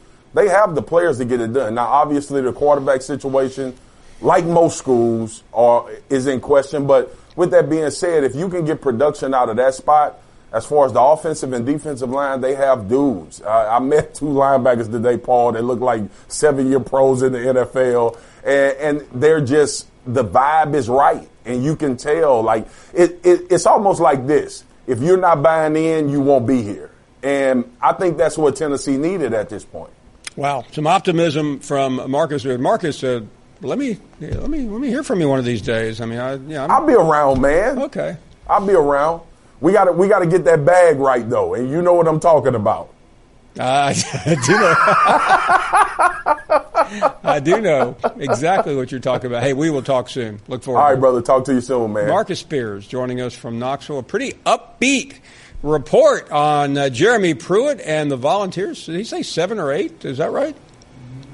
Make sure I heard that correctly. Wow. That is optimism from Big Orange Country, and we are coming right back. You're listening to the Paul Finebaum Show podcast.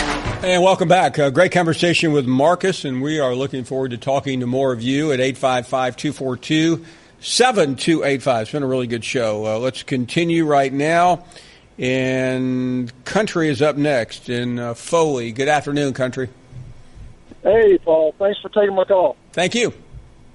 Hey, I was calling in reference to the conversation about Ohio State at the end of the last hour. First of all, Ohio State got beat soundly by Iowa.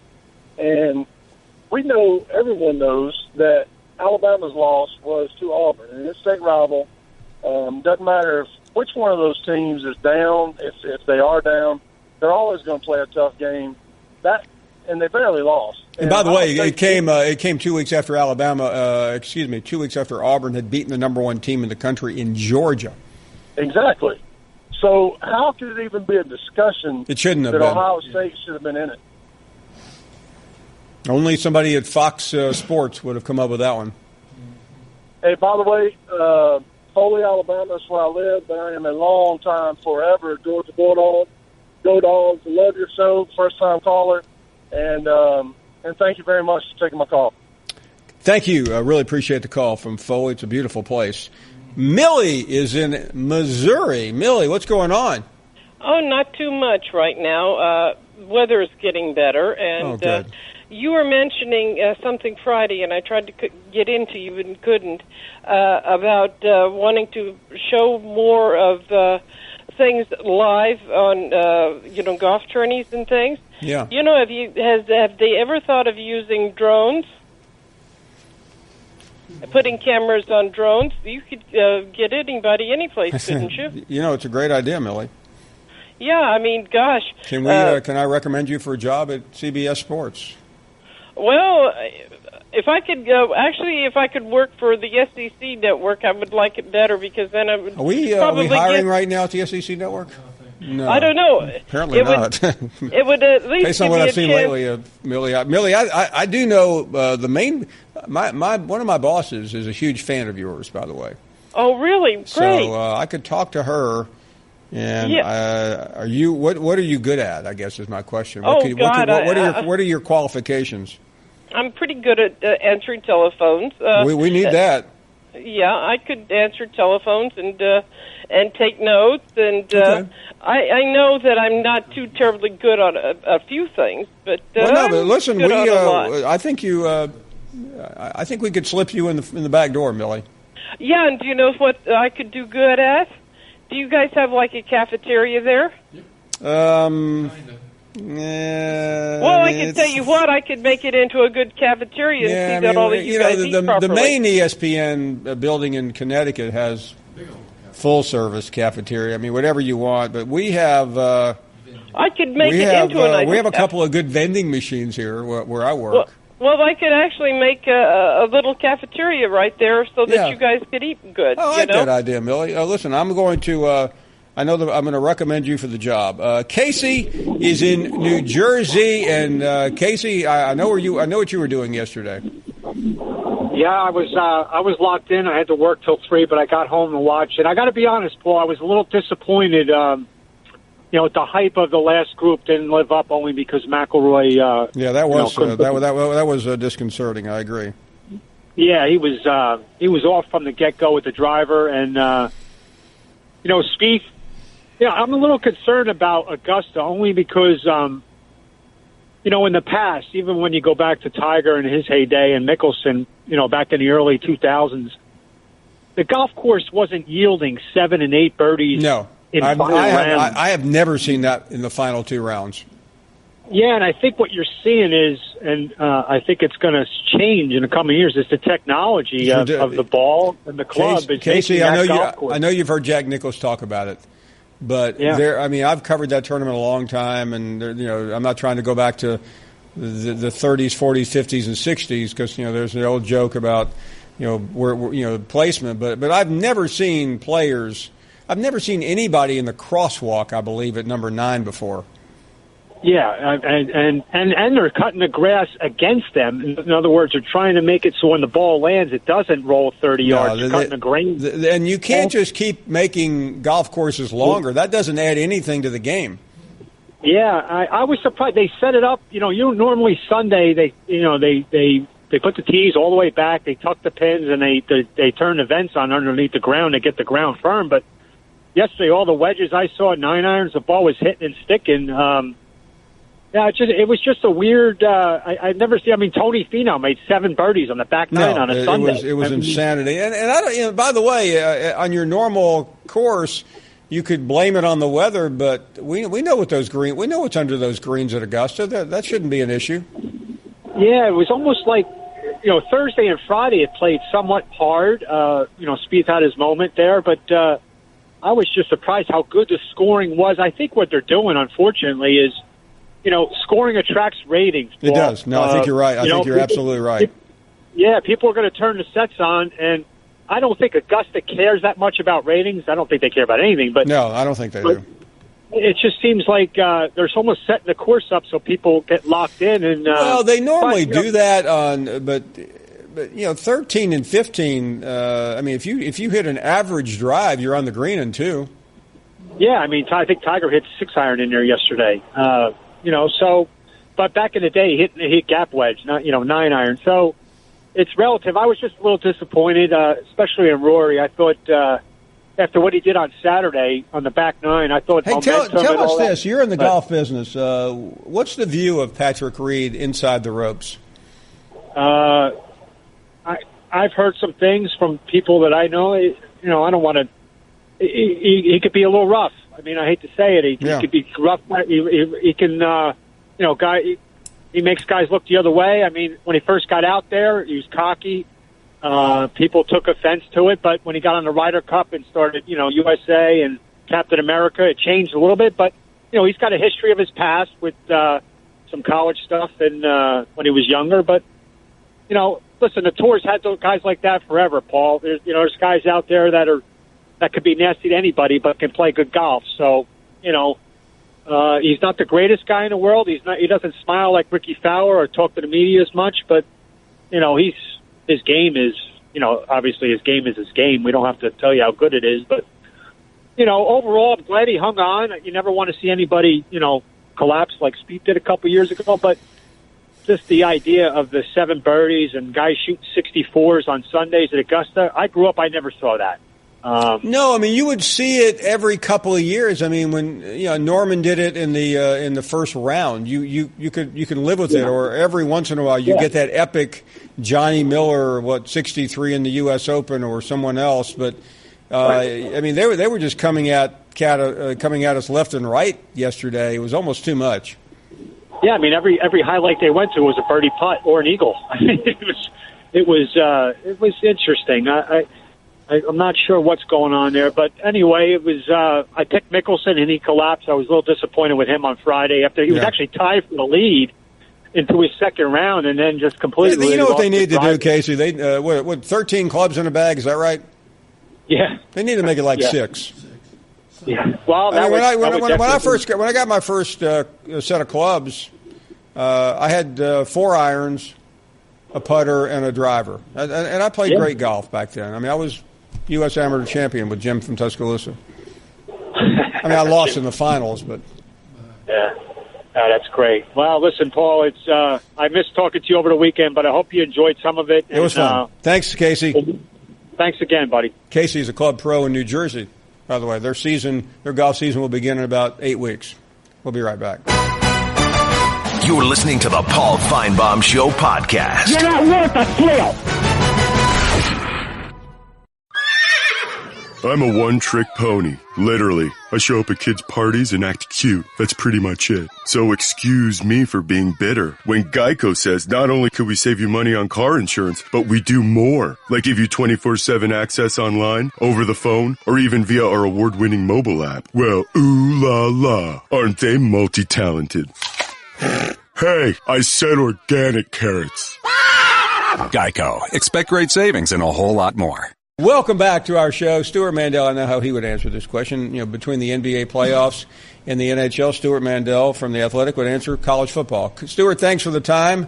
Great to have you on board. So give us an update on your place of employment. I read a lot of positive things about it. Yeah, thank you, Paul. The Athletic is doing very well. Our corner of it is the All-American, the college football subscription site, which people can go sign up for right now at theathletic.com. We should have some interesting news in the next week or so about some coverage plans related to the SEC. So I would tell people to stay tuned for that. Well, cool. I'm all over it. Well, it's great to have you on, and we are working our way through spring games across the South and across the country. But no matter what seems to be happening in spring, the narrative has not changed dramatically, or has it, about the upcoming college football season. How do you see it? Yeah, I mean, I think people right now are still focused on the teams that played in the national championship game last year. And you look at the SEC and you say, you know, is there anybody else that can dethrone one of those? And then Auburn obviously was in the mix as well last season, so maybe I should be saying there's more of a 3-team group. But as you look around the conference this year in spring football, somebody's going to emerge. Somebody's going to emerge as a surprise team, whether it's one of the many schools that has a first-year coach or somebody else. But, you know, it's hard to right now to identify who exactly that's going to be. Stewart, I mean, we know Alabama, we know Georgia, we know Clemson. Who else is in that front row, that first page, if we're talking about college football next year? I mean, Ohio State at this point is a program that you can count on to be in that mix every year under Urban Meyer. You know, they've either made the playoff or come very close in each of the first 4 years of the system. Now, they have their big question mark, obviously, is quarterback. J.C. Barrett was there for what seemed like 27 years, and they have to find a new starting quarterback. But we saw Dwayne Haskins, he'll be a sophomore this coming season, redshirt sophomore, stepped in and played very well in the Michigan game last year when Barrett was hurt. So I'm not too worried about that for them. They'll have a great running game. They're always very talented on defense. But, you know, will they be, I guess the word would be more consistent this season? You know, as a team that probably should have made the playoff last year and suffered just an absolutely inexplicable blowout loss at Iowa, that is just very uncharacteristic for Urban Meyer and for that program. But if they put it together, I mean, I think right now in college football there are 3 teams, Alabama, Clemson, and Ohio State, that recruit at such a high level and have such great coaches that you can count on them to be in the playoff mix every year. I want to ask you about another school that's mentioned, but maybe not that highly. We had Gus Malzahn on Friday, and, of course, Auburn is opening the season against Washington. We saw Washington 2 years ago. What about this year? Are they a serious contender? Yeah, I think that they're on everybody's short list this year. I guess you could say they took a little bit of a step back last year, but they still won double-digit games. Chris Peterson, to me, you know, at this point, I don't know why anybody would leave him off any list of or short list of the best coaches in the country. What he did at Boise State was phenomenal, and then he comes into Washington, program that had really been irrelevant for probably about 15 years, and takes them to the playoffs pretty early on there. Jake Browning, another guy who's been a college quarterback for what seems like forever, is back. But with Washington, what really stands out is defense. They've built something there right now where year in and year out since he's been there, they field an elite defense. And so they're the clear front runner to me in the Pac-12. And, of course, if that were the case, then they'd certainly be on the playoff shortlist as well. Talking to Stewart Mandel, the editor-in-chief of The Athletic, he mentioned the All-American, the college football site. Stewart, I do want to ask you about the state of college football. I think I read on your publication a story recently about attendance in college football. There are other issues. There are always issues. This is a yearly conversation, maybe not as much in football as college basketball, but your thoughts on the state of the game.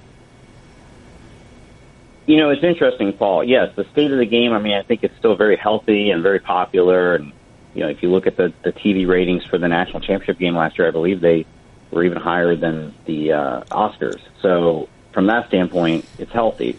But the article you're referencing on our site by Michael Weinreb, really, it took me by surprise. It was about, the attendance declines we've seen statistically this past year was the biggest drop-off percentage-wise in a long time. And so he publishes that article, and then our commenters, there were so many comments to that story of disgruntled fans, people who are college football fans who've given up their season tickets or stopped going to as many games as they used to, and listing any number of reasons, the cost being one of them, but also late kickoff times might be one of them, or the games are going, as we see now, sometimes 4.5 hours. You add in the time that people take to drive there and back.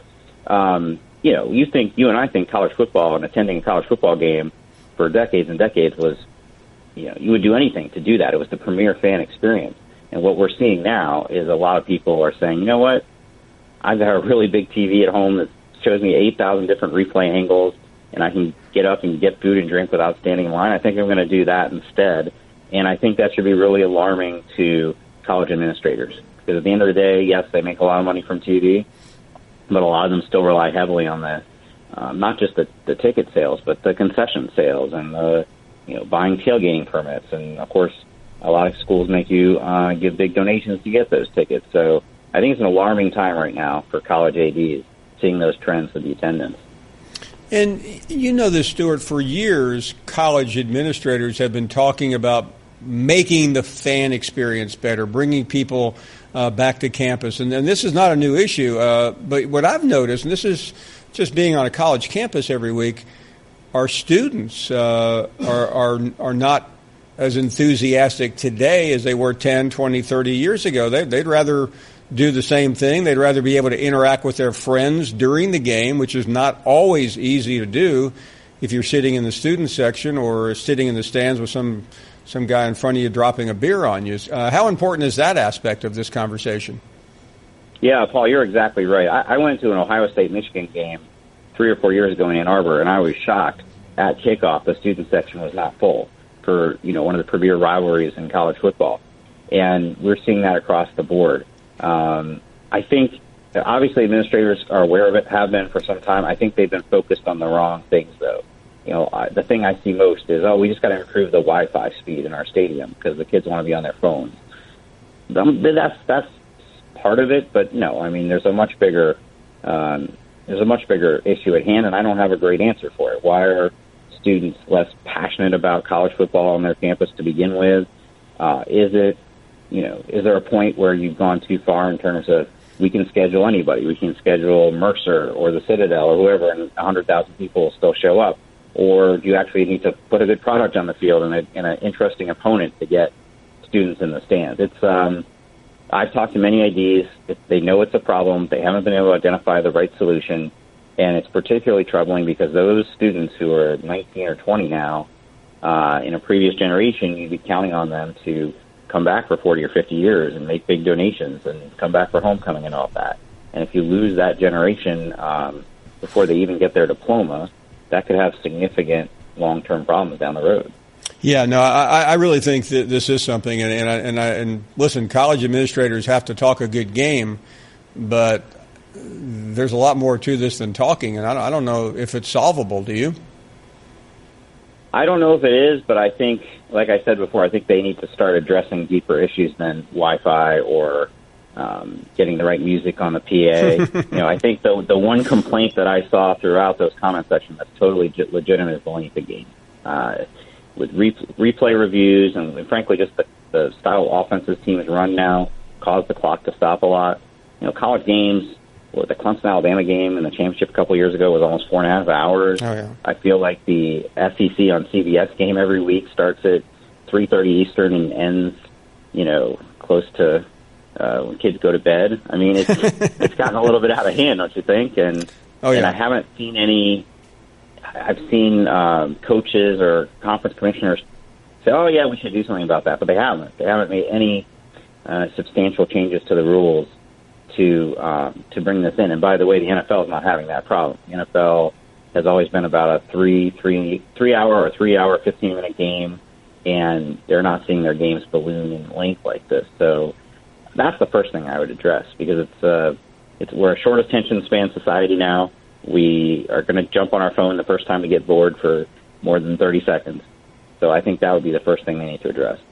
And on the same front, this is not listen, if you're in a press box as you are, you're doing other things. But if you're sitting there in the stands, you don't have the luxury of flipping the channel like we do at home. You don't have it's not as easy to start zipping through your mentions. You can, but for the reasons which we just got through saying. So I think it's a real serious problem, Stewart. I'm really glad that you were able to talk about it, because I think it's important that this issue is addressed, and we just don't. I mean, I've heard commissioners, as you have, say, "Well, we cut 2.5 minutes off the game." Well, that may have been 3 years ago, but it's not right now.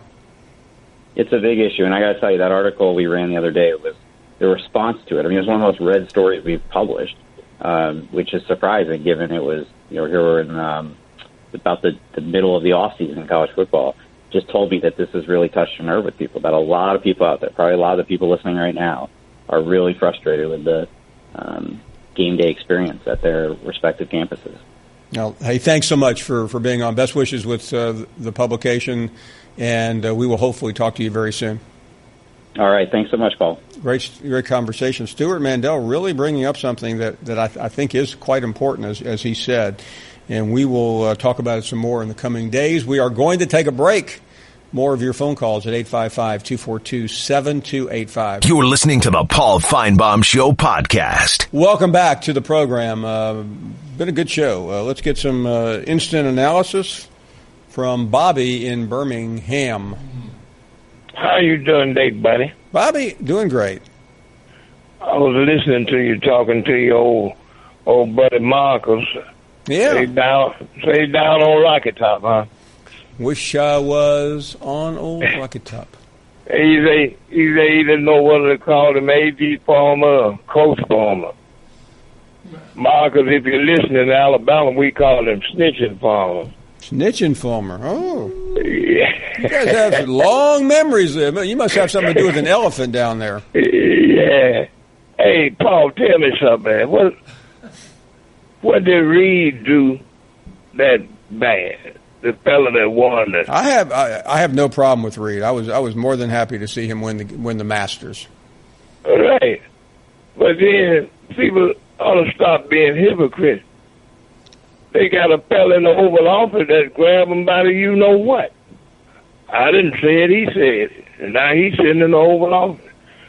But they down on this boy. Who's in the Oval Office right now? Who are you talking about? You know who in the Oval Office? You talking about the Honorable Donald Trump? That's him. You know what, boy, I pray every night, Paul. I'm scared now. You know why? I'm serious when I tell you this. If we get in a conflict, we have you know what's about to happen. Yeah, but listen, hear me out. What happened tonight? Hey, if we get in a conflict and we have to go back to drafting soldiers, we in a world of hurt. Because they ain't going. People like me might have to pick up and go. Well, I'll tell you what, Bobby. I would be more comfortable with you serving us than some of the people I know. Yeah. I mean, if I had to choose between you and I-Man, I'm going with you. I-Man, all right. You know, like we say down in Alabama, you'd have to explain to Iman we're not going to Vietnam anymore. That was over. That was at a concert he went to 40 years ago. Yeah, but you know, like we say in Alabama, well, man, he's a pretty good old goddamn boy. Yeah.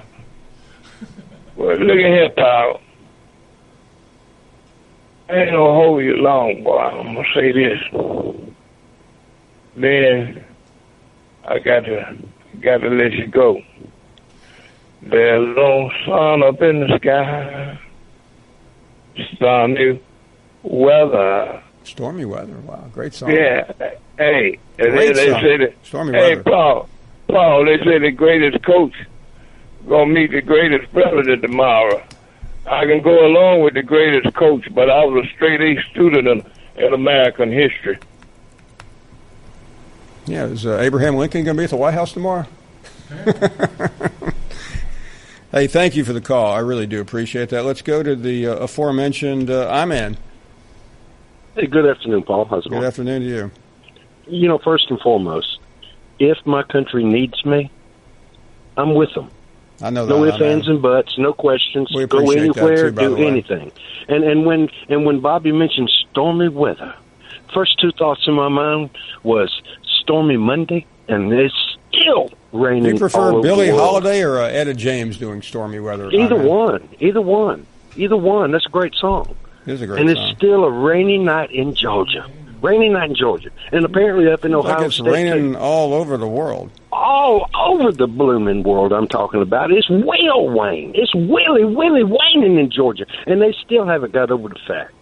And when does the Georgia-Alabama game, championship game, and when does the college playoff conversation actually settle down and everybody accept it? I mean, we're 3-4 months moving on here. I mean, we're having spring games all over the country, and that's the new beginning. It's the Willie new beginning, folks.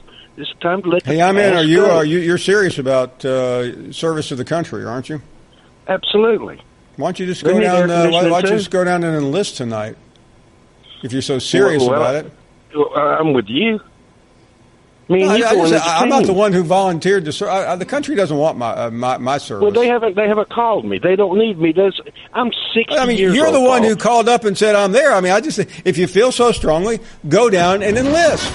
You're listening to the Paul Finebaum Show podcast. Put a little cherry on the top. This is the best Do you hear me? of the Paul Finebaum Show podcast. Welcome back as we continue. Glad you're with us. Final hour. It's been a good show. I hope everyone has been around, and let's continue with more calls here. And Nick is in Florida. Nick, thanks for holding on. Good afternoon to you. Hey, Paul. How are you? We are doing well. Thank you very much.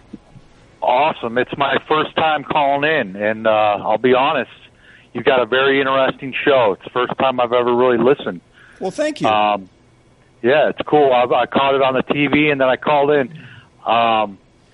It's interesting. You know, I'm from Cleveland, Ohio. I live down in the Keys. I've been down here quite a while, but obviously being from Cleveland, I'm a big Buckeyes fan. And you had a guy call in, an Alabama guy, and absolutely, no doubt, Ohio State did not deserve to be in any kind of playoff with that Iowa loss. There's no doubt about that. I am going to tell you this, though. You watch out for the Ohio State Buckeyes this year because they're going to be good.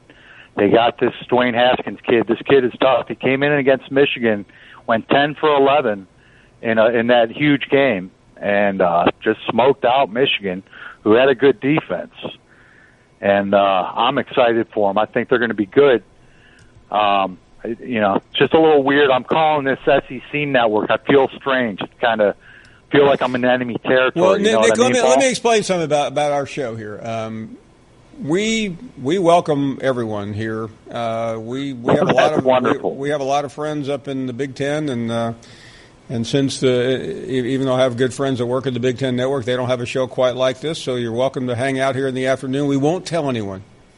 Well, I don't enjoy SEC fans that much, so I don't know how much hanging out I will do. Okay. I don't like Alabama fans. I don't like Alabama. Now, hold on a second. But I realize you're a guest I'm a Buckeye. Here, but I'm a Buckeye. I get all that. I get all that. But I have to ask you a specific question. Why don't you like Alabama fans? They're just arrogant, Like when we beat them for the national championship in 2014, I know we played Oregon and went and smashed them. Yeah. But they were so cocky and so, it was so fun to see their sad little faces in the stands when Ezekiel Elliott was just crushing them. But here's my question. This is the main reason I called. You're starting to cut deep here, Nick. First of all, that was a semifinal game. But you're right. It was a de facto national title game. It was. Everybody knew it. And you felt like Alabama fans did not take. You're professional. They didn't take that loss well. Oh, come on. Well, I know nobody does. Listen, nobody takes. They only talked about it for 6 or 7 months. What are you talking about? Nobody takes a loss well. I want to know, why did you're a professional? You know about this, and they don't talk about this. Nobody talks about this. Why did Urban Meyer stick with J.T. Barrett when J.T. Barrett is not a good quarterback? That's a good question. And he hadn't been for 3 years. The guy could not complete a pass in a pressure clutch situation. And he just kept rolling with him. No, you're right. Listen, I think some of it was stubbornness. He kept thinking it was going to work, and JT he had the great game against Penn State, didn't he? He had a decent game, yeah. But he had few really big games. He could not hit the long ball. He would not complete a pass over 20 yards. Right. You had that 2014 season, they were throwing bombs all over the place. I still haven't gotten over in the 2014 season. Not the 14 season. It was the 15 season is the one that blows me away. Why he didn't give the ball to Ezekiel Elliott against Michigan State? Exactly. Instead, they run J.T. Barrett around the corner for 2 yards a pop. Now that was a blunder. I mean, Urban's one of the best coaches in modern college football history, but he has a couple of marks on his resume that are still not explainable. He sure does, and you know what? I mean, it could have been something. We could have been something together. I was on a show a couple of months ago in Ohio State because we get ripped on so much from you people down south who think we don't play football well. But Nick, I mean, listen, Urban has underachieved, winning one national championship at Ohio State. That's fact. Absolutely. Yeah. That 2015 was the same team, and they were even a year older. In 15, they had the best team in the country. Nobody was listen, I know Alabama and Clemson were not far behind. Ohio State was hands down the best team in the country. Well, I'll tell you what, for your Alabama listeners, we're going to wipe your butts this year and smoke them. Do me a favor, Nick, okay? Yes, sir. Nick, do me a favor. I know you don't like it here, but can I beg of you to stick around for one more call? I want you to, when you hang up, I want you to listen to this next guy, okay? I'm going to stick around, Paul. Okay. Good. Thanks good for the call, Good Nick. to talk to you. Okay, I don't want to repeat it, but he said Ohio State's going to wipe the floor. wipe Alabama's butts and smoke them. Larry, what do you say about that, my friend? I got some sad news for him, Jack. Are you listening? Who cares about Ohio State? You're irrelevant. Yeah, you're going to wipe our butts, and then you're going to flush the commode for us. That's all you're going to do. You're going to be our hey boy. Hey, boy, get that toilet paper over. Come here, hey, boy, wipe my butt. Now shut up and get back over in the corner. That's what you're going to do, you Big Ten, all y'all like. You do one thing, and then you think you own the world. This is our world. This is the football world, Jack. This is SEC. Did he realize, Larry, that Alabama has won 2 national championships since that game and probably could have won 3 easily, and he's still crowing about one game? We're going to wipe your butts this year and smoke them. Yeah, and then he wants to come up wiping my butt. So hey, Larry, one more time. I want you to listen to this. We're going to wipe your butts this year and smoke them. Oh, man, you like to get personal, Jack, but I guess I'll let you one time. You can. I don't know how you can smoke it, but you sure can wipe it, Jack. And that's, you know what, got skunked, got rolled over. Your big 10 buddies in the booth in there, everybody they pulled for got slammed. And so get away, go on, you know, shoot. Go back to that Yankee Doodah country where you're from.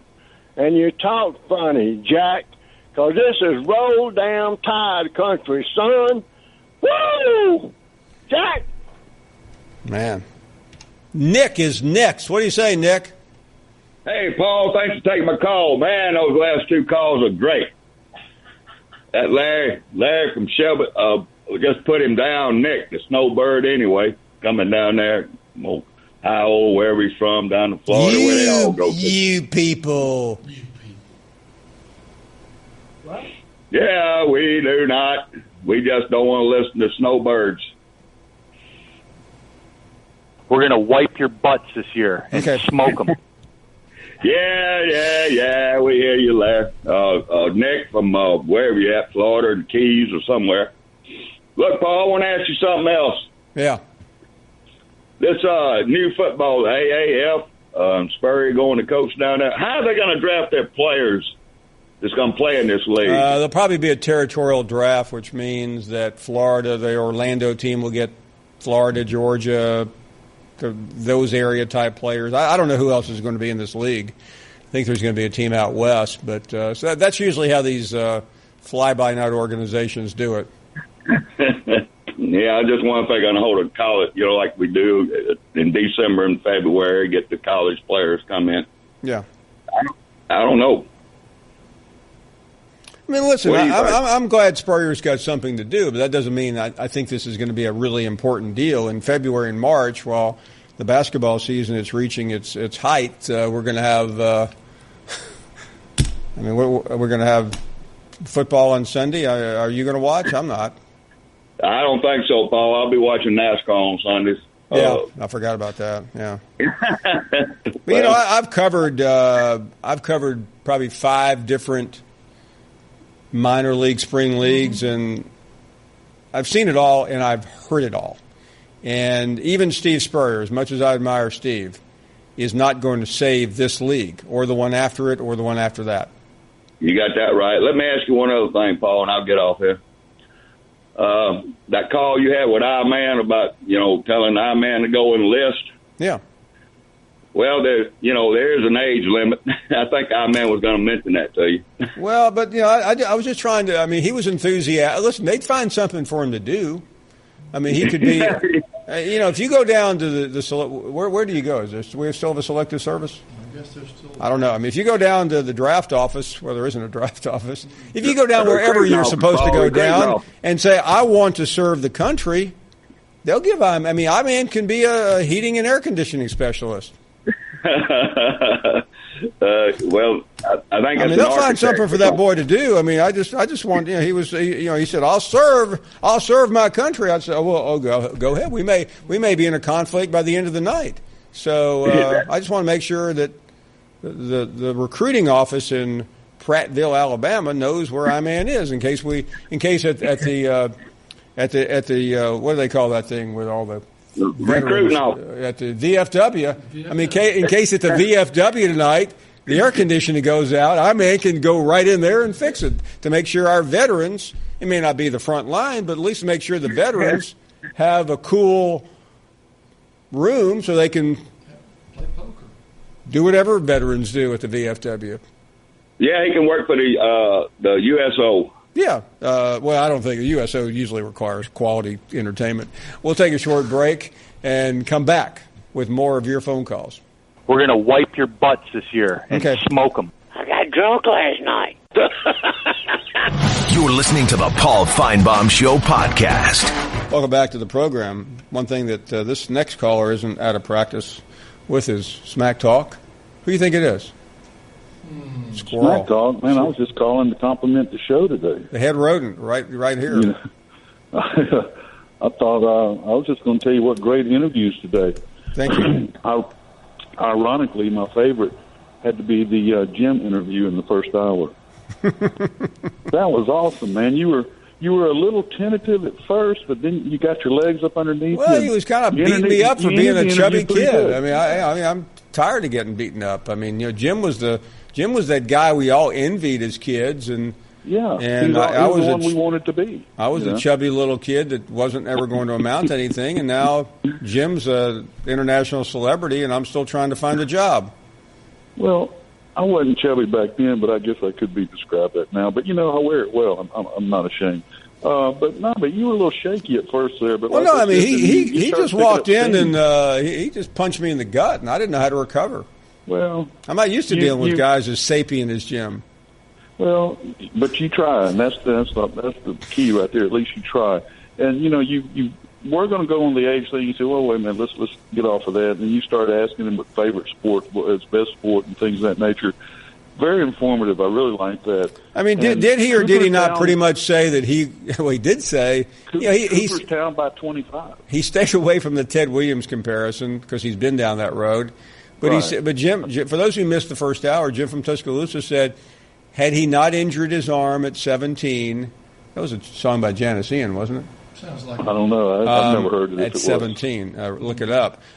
He would have been in the Hall of Fame. He would have been there by 25. So that's one of the greatest. I mean, nobody's ever made it by 25. Don't you have to be out of baseball? I was going to ask you, is it possible, can you be inducted into the Hall of Fame while you're still playing? No, that's not permissible. Okay, because, at 25, you'd think you're just starting to hit your peak. But he would, in other words, he would have been a first ballot Hall of Famer, which a first ballot active player. I mean, we're talking about who are we talking about first ballot? I mean, we're talking about the greatest of the greatest.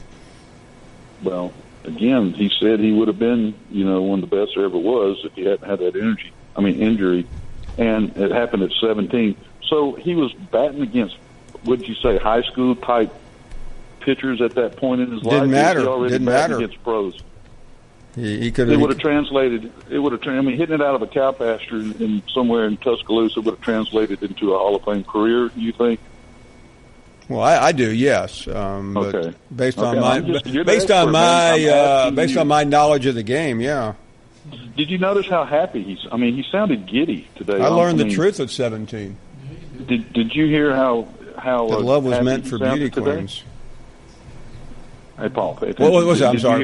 Did you hear how happy he sounded today compared to Friday? He did sound good today. You remember he was talking like serpents of Satan or something Friday, and he was on a rant, man. So I don't know if the doctor switched his medication or what, but he really sounded good today. I was kind of proud. Well, what I heard from Jim today, it was confidence, and he was back to his old Jim. Well, I mean, he was a ball player. He's getting his swagger back. He liked beating up on the weak.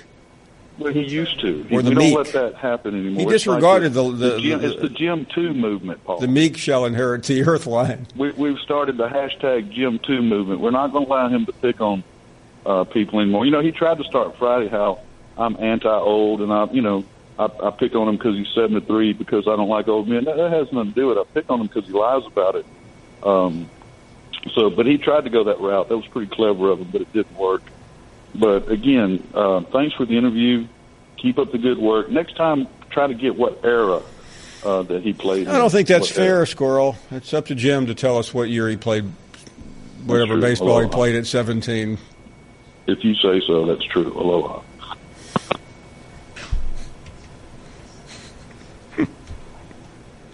John is next up in St. Louis. Hello, John.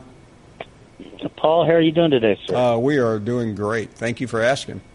I had a follow-up question. I didn't catch the show until started about half an hour, 45 minutes ago. When I walked in, I heard the I-Man going off, and I just wanted just a capstone. What was he all worked up about today, and why did you get so worked up? I don't think I've ever seen you as worked up as you were at the tail end of that conversation. What was the I-Man's call about? Does anyone remember the genesis of that call? Had something to do with Saban at the White House? Was that it? No? Okay. Anyway, it got into somehow somebody had said something about the conflict in Syria, and I-Man added that if his country needs him, he will be more than happy to volunteer. we don't have a draft. I think Bobby had called in talking about Saban at the White House tomorrow, and he took some unnecessary shots at the current administration, and then I mean, followed that up by saying that he was available, and I just challenged him. I said, don't talk a big game. If you want to serve our country, go down to the recruiting office tonight. That's all I said.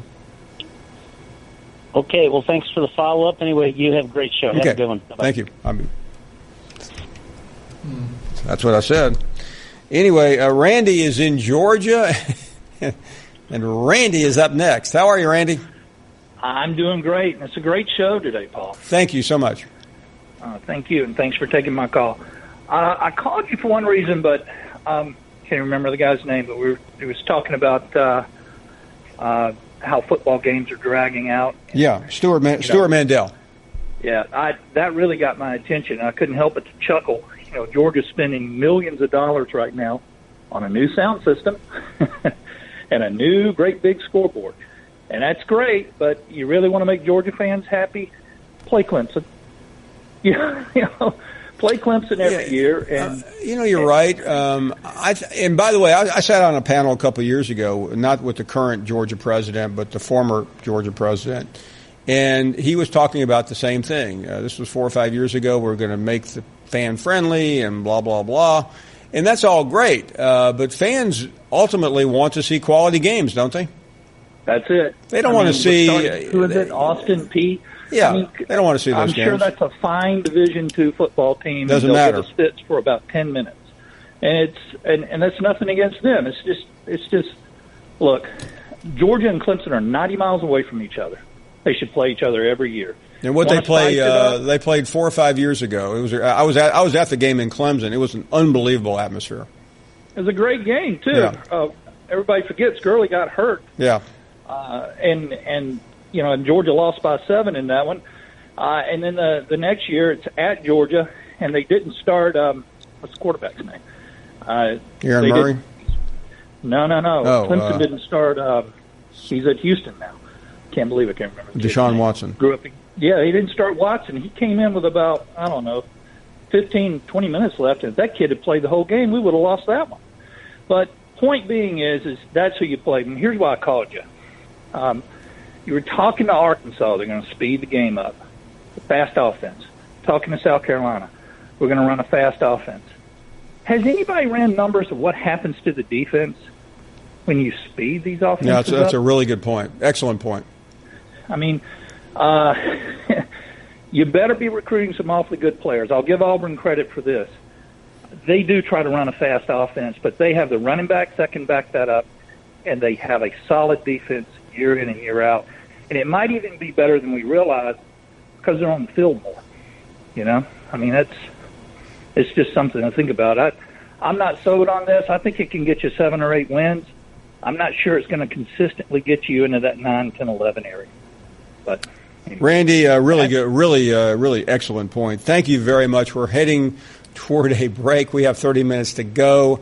On Monday afternoon, we are coming back with more of your phone calls right after this. You're listening to the Paul Finebaum Show podcast. You're not worth a flip. Next, you're holding up the line, ma'am. What did you say? You're next in line for the water slide, ma'am. Feet forward and enjoy the ride. Okay, dearie. This does look fun. You melted me. I've melted. The Wicked Witch of the West on a water slide? Surprising. What's not surprising? How much you could save by switching to Geico. See what you've done. Oh! Geico. 15 minutes could save you 15% or more. Welcome back. We are glad you are on board tonight. 30 minutes to go, and glad you're here. Let's continue with more phone calls at 855-242-7285. And Outlaw is in Georgia, and you are next up. Hey, Outlaw.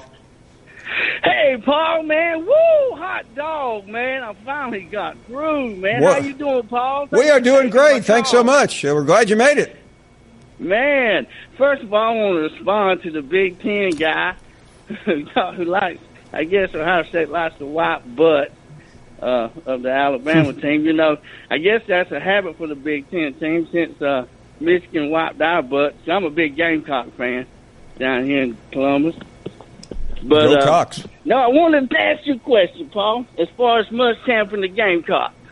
I know you said something about us not having a chance. No, I don't know where you heard that. Wait a minute now. Well, I'd like to read. Well, you don't think we have a chance maybe as a dark horse in the East? Well, yeah, no, I do. I mean, I said I thought, I've said this 100 times, I said I thought South Carolina has a chance to win 9 games, maybe turn a little higher if somehow they can beat Georgia. Right now, I wouldn't pick them to beat Georgia, but I do think that game is competitive. And then the other games I think they have issues with are obviously Georgia, Clemson, and I'm trying to remember the other game that I think they could lose. But I think South Carolina is going to have a really big year. Yeah, especially I think if we all can stay healthy. Well, yeah, if obviously. Debo can stay healthy, Dowdle, and our defense. We got a pretty young defense, but I really believe and excited about some things that might happen this year for us. No, listen, I think Will Muschamp has just been fantastic. Oh man, he has been great. He's been a lot better than I thought he'd be. And and I'm the first one to say I was wrong about Will. So I'm just glad to have him now. He's doing great on recruiting. He's bringing in some great players, but I'm just thankful for him because I think he's turned us around pretty good. Well, I mean, listen, Spurrier leaving in the middle of the year was not a good look, and the program suffered as a result, but Muschamp has done a lot of things. He's brought some discipline back to that program. He's recruited at a high level, and I think we saw in that Michigan game what this program is capable of, and I think they're capable of a great deal.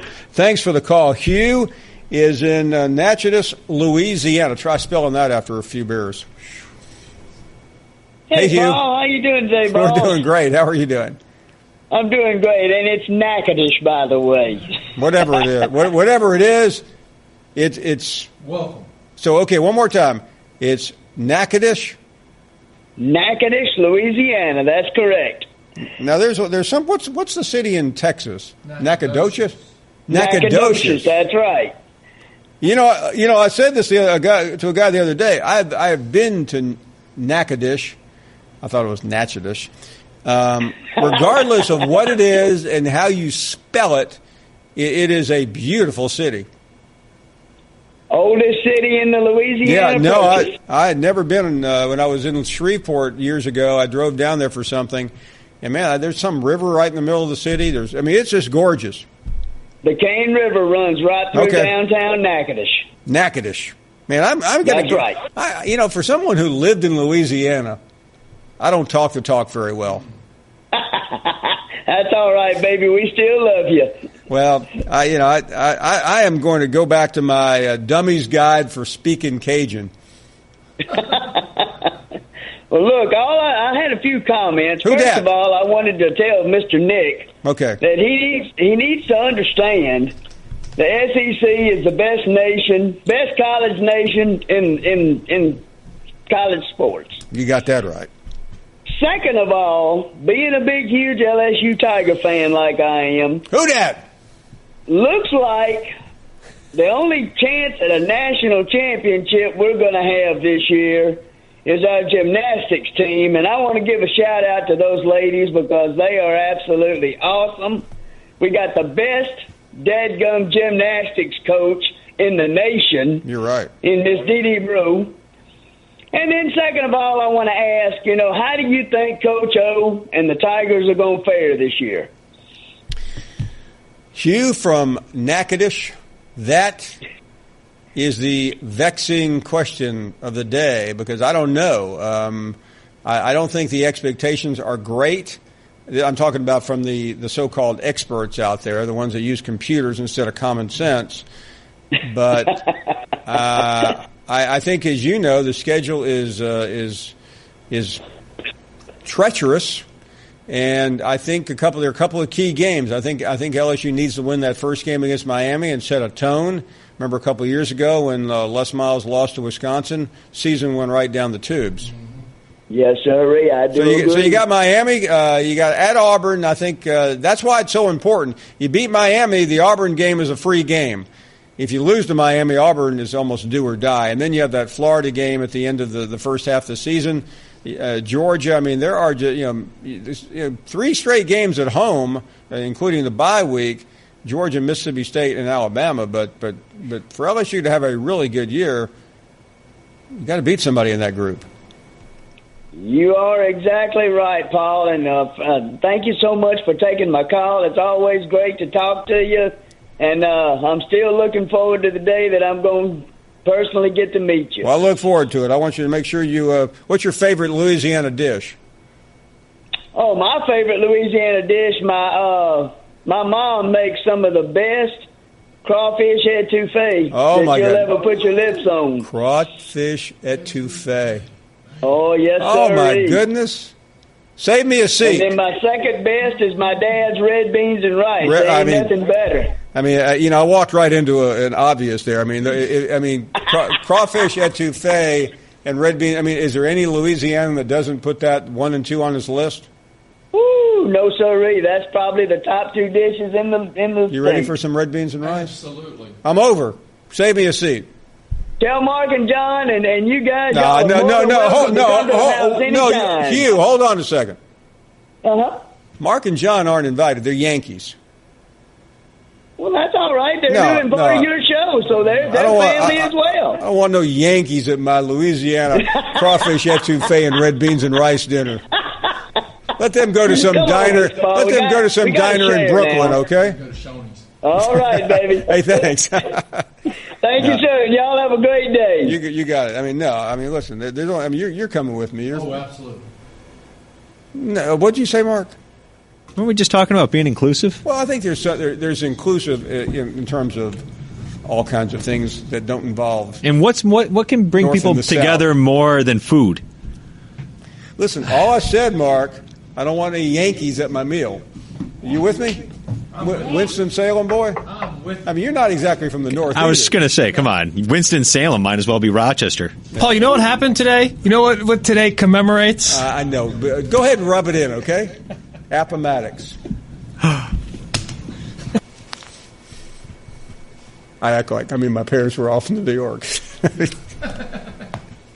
Now, can you believe a Yankee would actually bring up the ending of the Civil War on a show like this? John, you have anything else to say about that?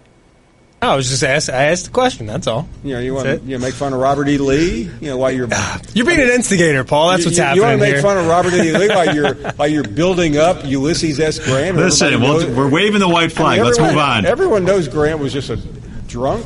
I just looked up what crawfish etouffee was. It sounds fantastic. I'm in. Come on, invite me to the dinner. That's all I want. Okay, here's the deal. I'll let you come, John, because I don't think Philadelphia is nearly as arrogant and obnoxious as Rochester. Really? Really? I've got one of my best friends in the world his family's from Philadelphia. I feel a kinship to the city of brotherly love. But Rochester? Rochester? Yeah, Western New York. You know what? You have no connections to Western New York whatsoever. You're right. You're right. I don't listen.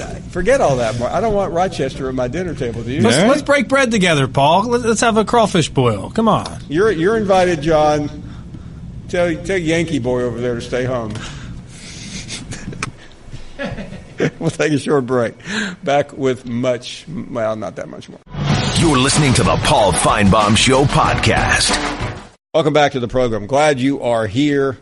Let's go to Maine. That's about as Yankee as you get, isn't it? Hey, Blair. What's going on, Paul? Oh, well, down here in the south. You've got 2 guys right there that have mics right in front of their face. Is one of them a Yankees fan? Mark, I'm a Yankee fan. You're a Yankee fan? Yep. Oh my God! And John's a Go Angels! Go Angels! Red Sox. Blair, let me do some full disclosure here, okay? I grew up a Yankees fan. I grew up a Yankees fan too. One team I can't stand is the Yankees. Yeah, my dad was a Yankees fan, so I'm a Yankees fan to honor him. Oh, you are? Well, that's a shame. That's just a shame, Paul. Crying shame. No, it's not a shame. And you're a fan of what? The Angels. The Angels? Yeah, Anaheim Angels. Nobody Los could be Angeles a Angels fan of the Anaheim. Anaheim Ducks. Oh yeah, they're in the playoffs. They're you in said the the NHL Angels. playoffs. What brings Good you to movie, be The a Mighty Ducks. Yankees fan? How What's- come you're a Yankees fan? That's my question. Why are you a Yankees fan, Paul? Well, I'll answer that question. My father was from New York, and he grew up a Yankees fan, and I followed my dad, like all kids do. Well, that's great. But, You want to trash my late dad now? You want to go ahead and just stomp on his memory? I would never do that to you. Hey, but you got Jerry Jeter was a Yankee. Now you got Stanton is a Yankee. You got Judge, that number 99. Here comes really the Judge. great player. Yeah, I know. I got keep a up with. bunch I of keep good up with. Yankees By the way, on I that get ESPN Plus. I keep up with the Yankees. I know, and you got a fantastic team this year. Lord knows what they're going to do to the Boston Red Sox, right? They're going to kill the Red Sox. I love to hear that. I love to hear that. If Hey, they listen, do, you live in Blair. You live in please Maine. put You don't that have any right to everywhere be in you this can put it conversation. on Twitter. Hey, What? Blair, is Maine even in the is Maine part of the United States? You're so harsh, Paul. You're so harsh. I mean, Maine's like southern Newfoundland, isn't it? It's out there where we don't even have any snow on the ground right now. Hey, what you guys doing All this the weekend? snow is melting. Let's go to Paul. Halifax. The snow is melting away, Paul. When I don't have to do any shoveling right now. I can literally put my shovel away. Blair, what is the first day on the calendar that you could go to the shore? Mom, what's the first day on the calendar we could go to the shore? Are you with Will We Ferrell? don't What's know, going on really. here? I mean, the summertime. Ma, meatloaf. The summer. What did Mom say? She doesn't know. Okay. But I know for sure this I'm telling you, it's going to be June 15th. This summertime. Okay. I was in New York you know last that. year. You know what my mom makes that's on really Derby good? weekend, which is That the I gotta first learn Saturday in what- May, and it was like 20 degrees. Paul, you know what my mom makes that's really good dish? What's that? You should learn how to make. meatloaf? It's egg roll in a bowl. Hold on. It is so freaking good. It's called egg roll in a bowl. See, okay, she makes egg roll in a bowl? Yeah. Is that like a It's Pele in- dish? You put it, and it's in a dish in a bowl, and then you put rice on the bottom of Yeah, it. this is cool. And I mean, you got to look up the recipe. It's really good. I mean, it's What's the nationality of your mom? I know I am. God, you got me there. What's my nationality? Hey, Ma, Golly, I can't can we get some meatloaf? We want it now. What? Caucasian? Hey, Mom! No. The Caucasian? meatloaf! Oh God, you got me there, Paul. What was You the got answer? me totally- I know. Hey, Blair, this is not Final Jeopardy. Take your time. Mom, can you name some things I am? We want it now. Jewish. I know that for sure. Jewish? Mazel Right? tov. Russian descent. Oh, my goodness. I'm a white boy. Give from me some, another mother. okay, give me a little stoli with my borscht. And Yeah, I'll have a chef gray salad hair with on my Russian hair. dressing. Give me a bald head like Paul, and I'll be fine. Give me a radio show to call in again tonight at 10 with the Ben Maurer show. Okay, now we got Maine radio being pushed. Hey, thanks for the call. Always a pleasure. Whatever is going on with your mom. Well, that was strange. Kenny is up next. How are you, Kenny? Long time. You've had a wonderful day today, hadn't you? I feel like I've been through a car wash and I can't get out of it. Yeah, don't open the door for whatever you do. I mean, it's not a good idea to roll your windows down with Blair on the phone. Or let the top down, either one. Exactly. You've got some great stuff for your commercials now about wiping butts and smoking. And, you know, I'm thinking maybe barbecue or something. We got Charmin as a new sponsor. Yeah. I wanted to touch a little bit on the Masters. You know, I don't know what the deal is with Patrick Reed myself, but he done a great job. He did let me down on the par fives yesterday. He did. He didn't get the birdies or the he nearly went in the creek at 13, didn't he? Hey, Kenny, I hate to run. I do apologize. We just simply ran out of time with the meatloaf call. Podcast hey, available. We get some meatloaf. And we'll see you sometime soon. We want it now.